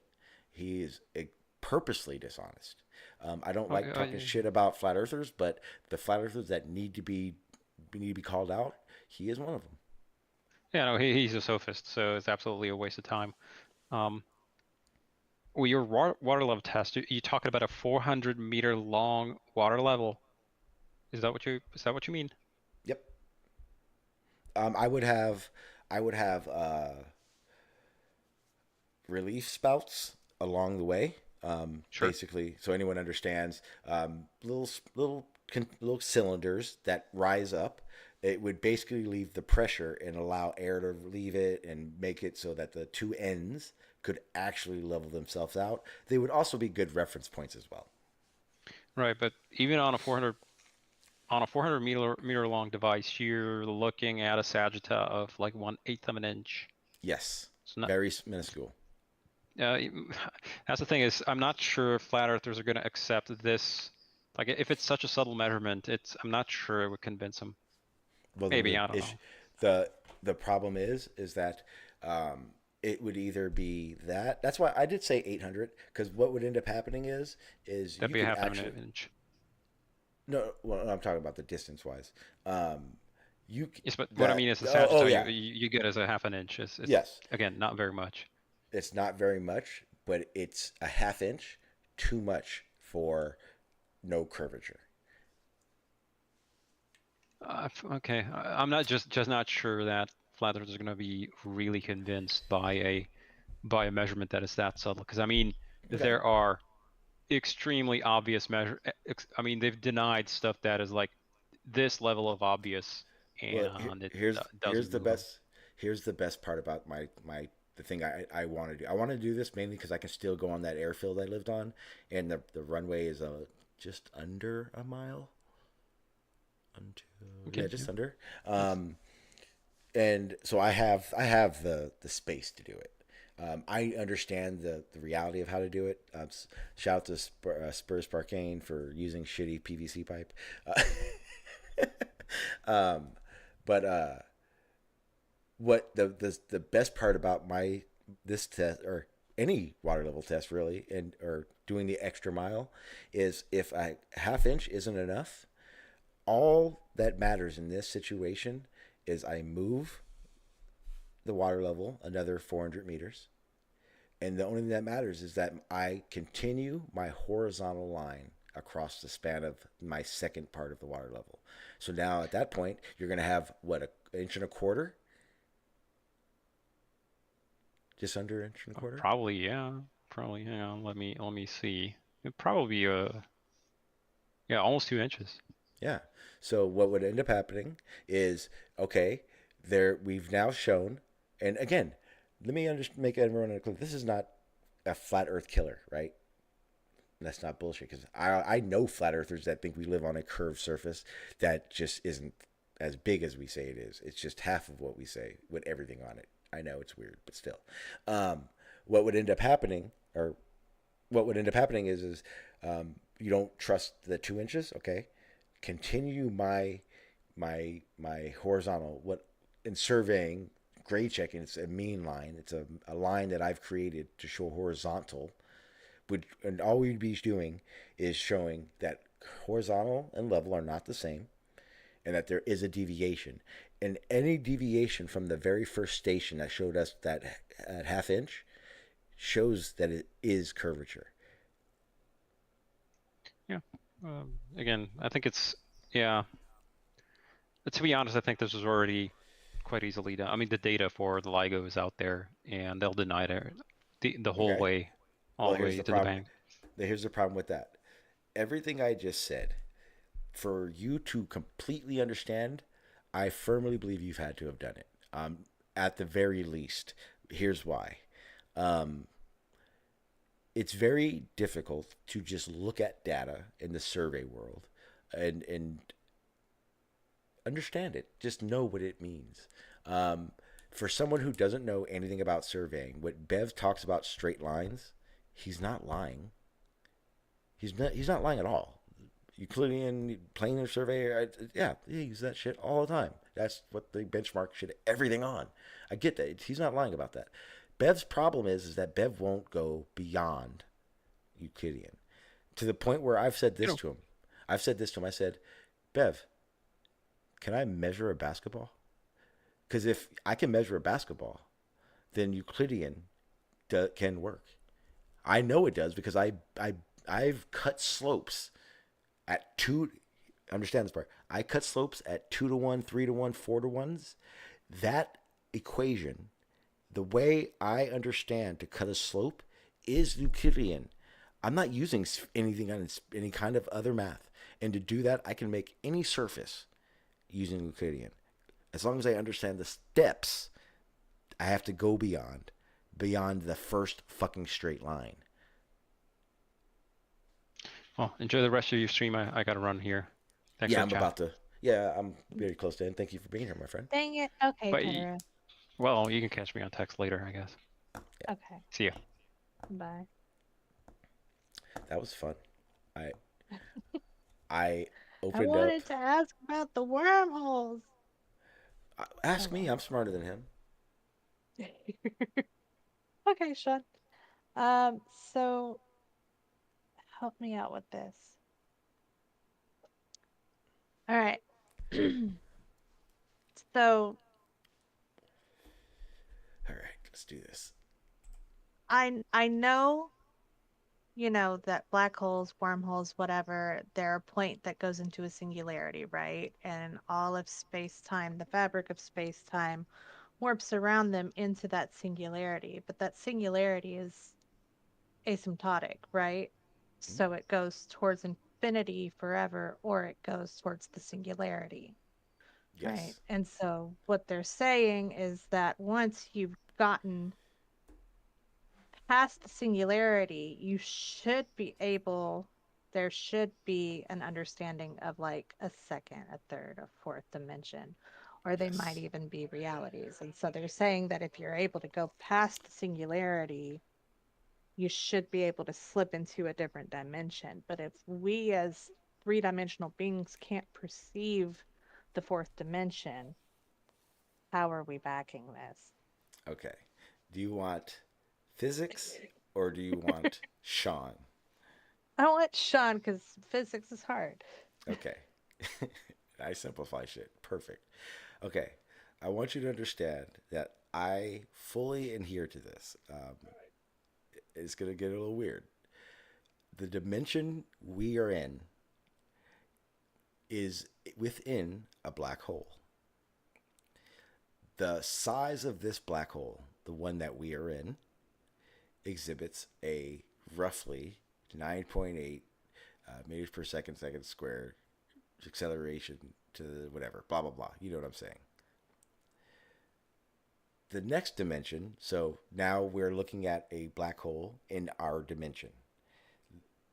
Within that dimension is another universe that could encompass us, like us. that gravity, in my opinion, could be twice as much as ours. Just like our gravity could be twice as much as the wormhole we spit out of. You see where I'm going with this? So the size of the black hole determines the amount of gravity that dimension gets. Now, here's why it doesn't matter. Because if we were born on Mars, that gravity would be what our body is used to, or development, everything would happen at that scale, the same way it happens here, which is why we can't really survive on less gravity. Our body starts falling apart. But if you were born into, or created is a better way, if you were created into a universe where the gravitational influence was at 19.4, your body would develop that way, and it would be normal, the same way our gravity is normal to us.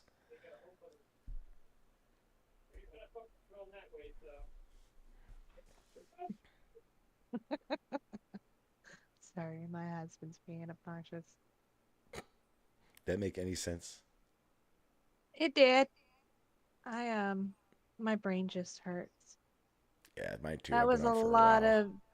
a lot of shit thrown at us.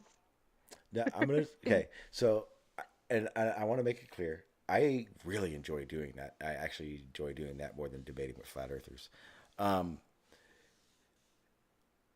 I love Totoro. He's a fucking awesome dude, and he's super smart, and he can help understand a lot of things.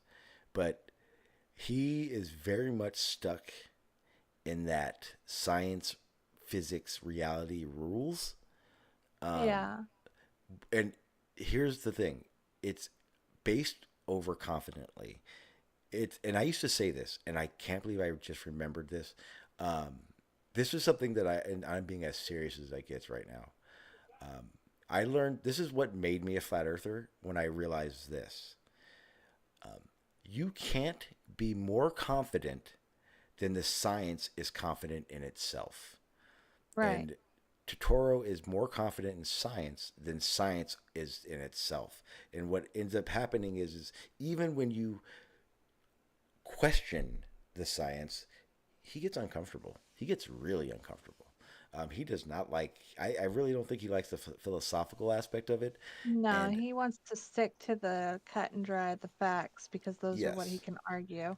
yes. But the problem is, and he washed this off real quick, philosophy is the ingredient to science.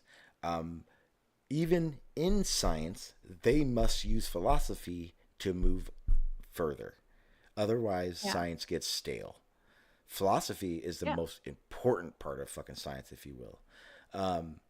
When I talk about simulation, I don't believe simulation because I don't understand simulation.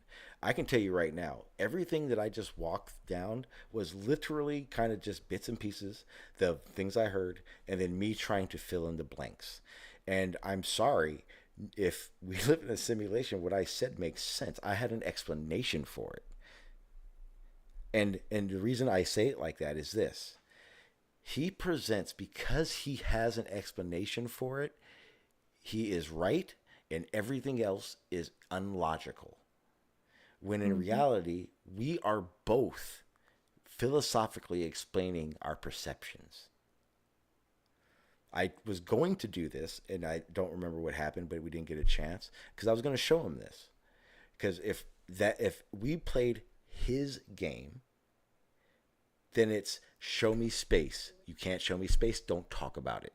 Because you can't tangibly show me space, it's philosophical, and therefore you don't want to do it. And I think that is what breeds for ammunition against science, because you're not representing science as science represents itself. You're representing science how you represent it. Right.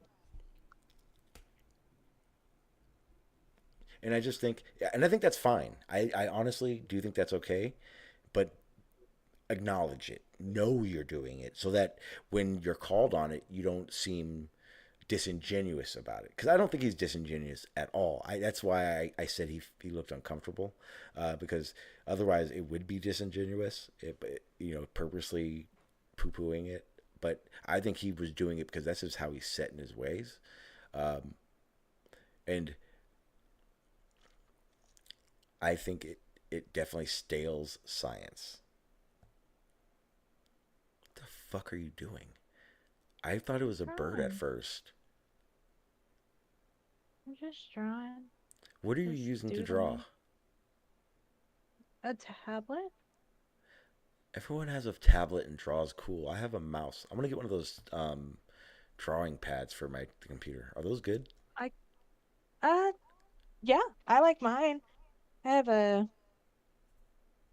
UG, UGEE. Could I look those up? Not those specifically ones, but the drawing pads, and they range from like $10 to like 1,000. Yeah, mine's like $30. Some of them have software that comes included with it. Some of it doesn't. So that's something you'll want to look into. So I have had one of these before. It turned out drastic. So, and I don't know. So the thing cost me $20. It had a pen with a node in it. That makes sense. Mm-hmm. Okay. When I used it, I couldn't like see how you're drawing right now? I couldn't start there and start doing something. It was always like it was trying to jump around or be my mouse, basically. And it frustrated me. I know with dual monitors, sometimes they can fuck up. So I always have to make sure that I've got like a specific monitor set as my prime monitor in order for it to work properly. But yeah, no, I've been drawing this whole time y'all been talking, because some of the shit I'm just like, oh my god, it's like being in physics class all over again. The fun part is so I'm not gonna lie. Some of it is fun. So there's a lot of the discussion that I know, but I play down with because I know what he'll say. I would see. I have a mission. I'm not gonna lie. I think the only fault you have when you're arguing with Totoro is the fact that you don't know the terminology well enough to be able to articulate to him whether or not he is understanding your point. I 100% agree, but here's the problem. He is in a forum of people that fall under that category. Yeah. And here's the problem. Here's the bigger problem. He doesn't know how to explain it to me.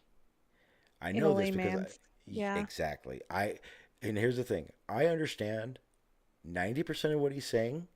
I may not be able to articulate it back that I understand it, but I do understand it. I do dumb it down a little bit so I can ask the questions, but I do get what he's saying, and I do get the thing that he thinks I don't sometimes, and I don't. Yeah. I don't correct him on it, but the purpose of that is I need him to start figuring out how to dumb his answers down. Because something that I notice happens with this, with someone, because again, he's very smart. It's not a detriment. It's just if you're here talking to these people, it's either you're trying to teach them something or you're trying to mock them. I can see he has a little of both. I know for a fact that I've seen him other places. Bless his heart. He was trying so hard too not to be a dick. He was trying so hard to stifle it. Oh no, trust me. I've seen him other places. He's an asshole. He is an asshole. He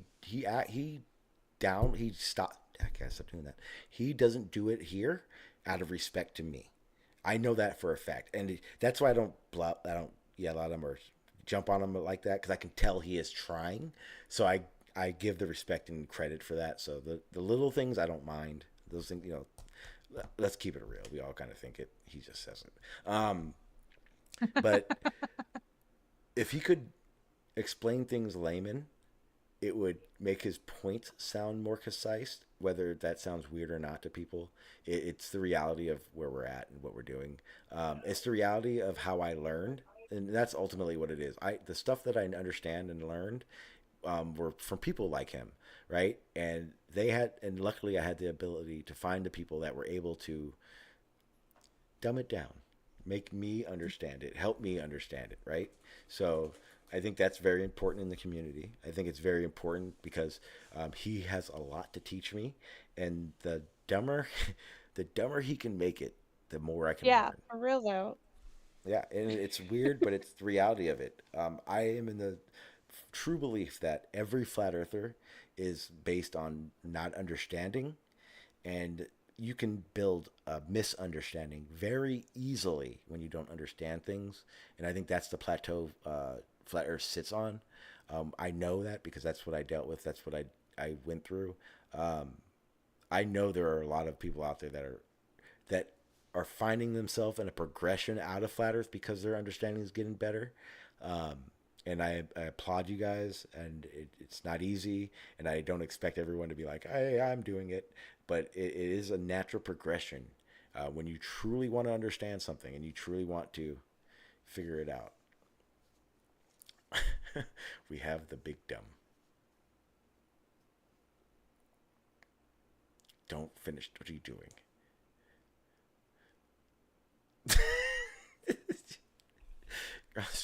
Jesus Christ.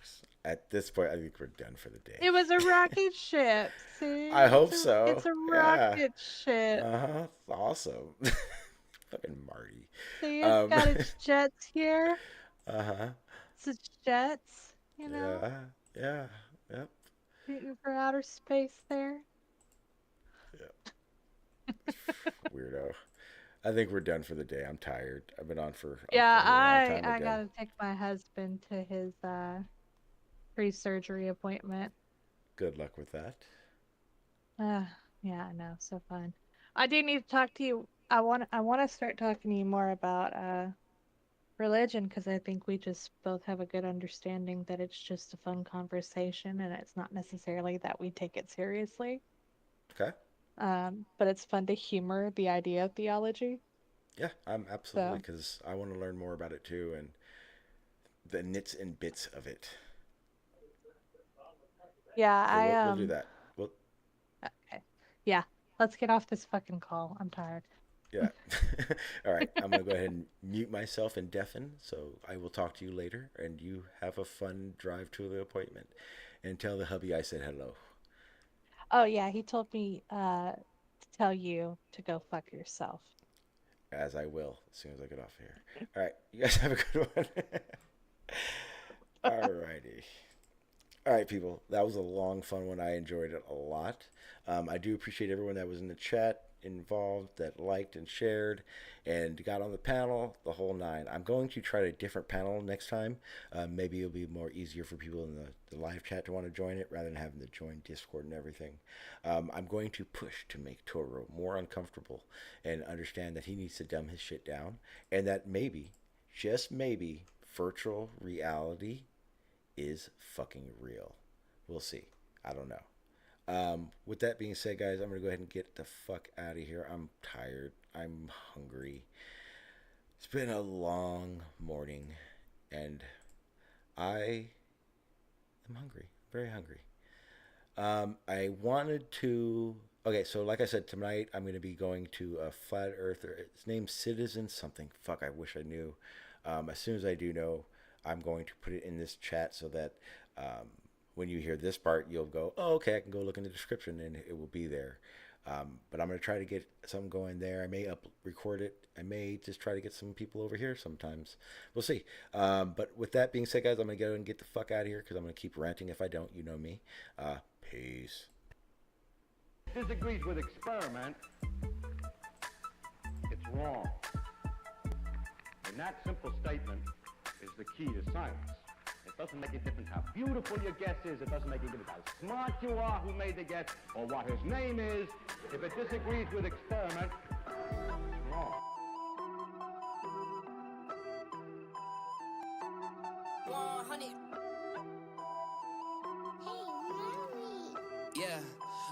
they said that I couldn't do it, so I went and did it. W's only, you know I've been winning. Top of the world, the globe is spinning. If you know, you know I've been on a what? Mission. Go.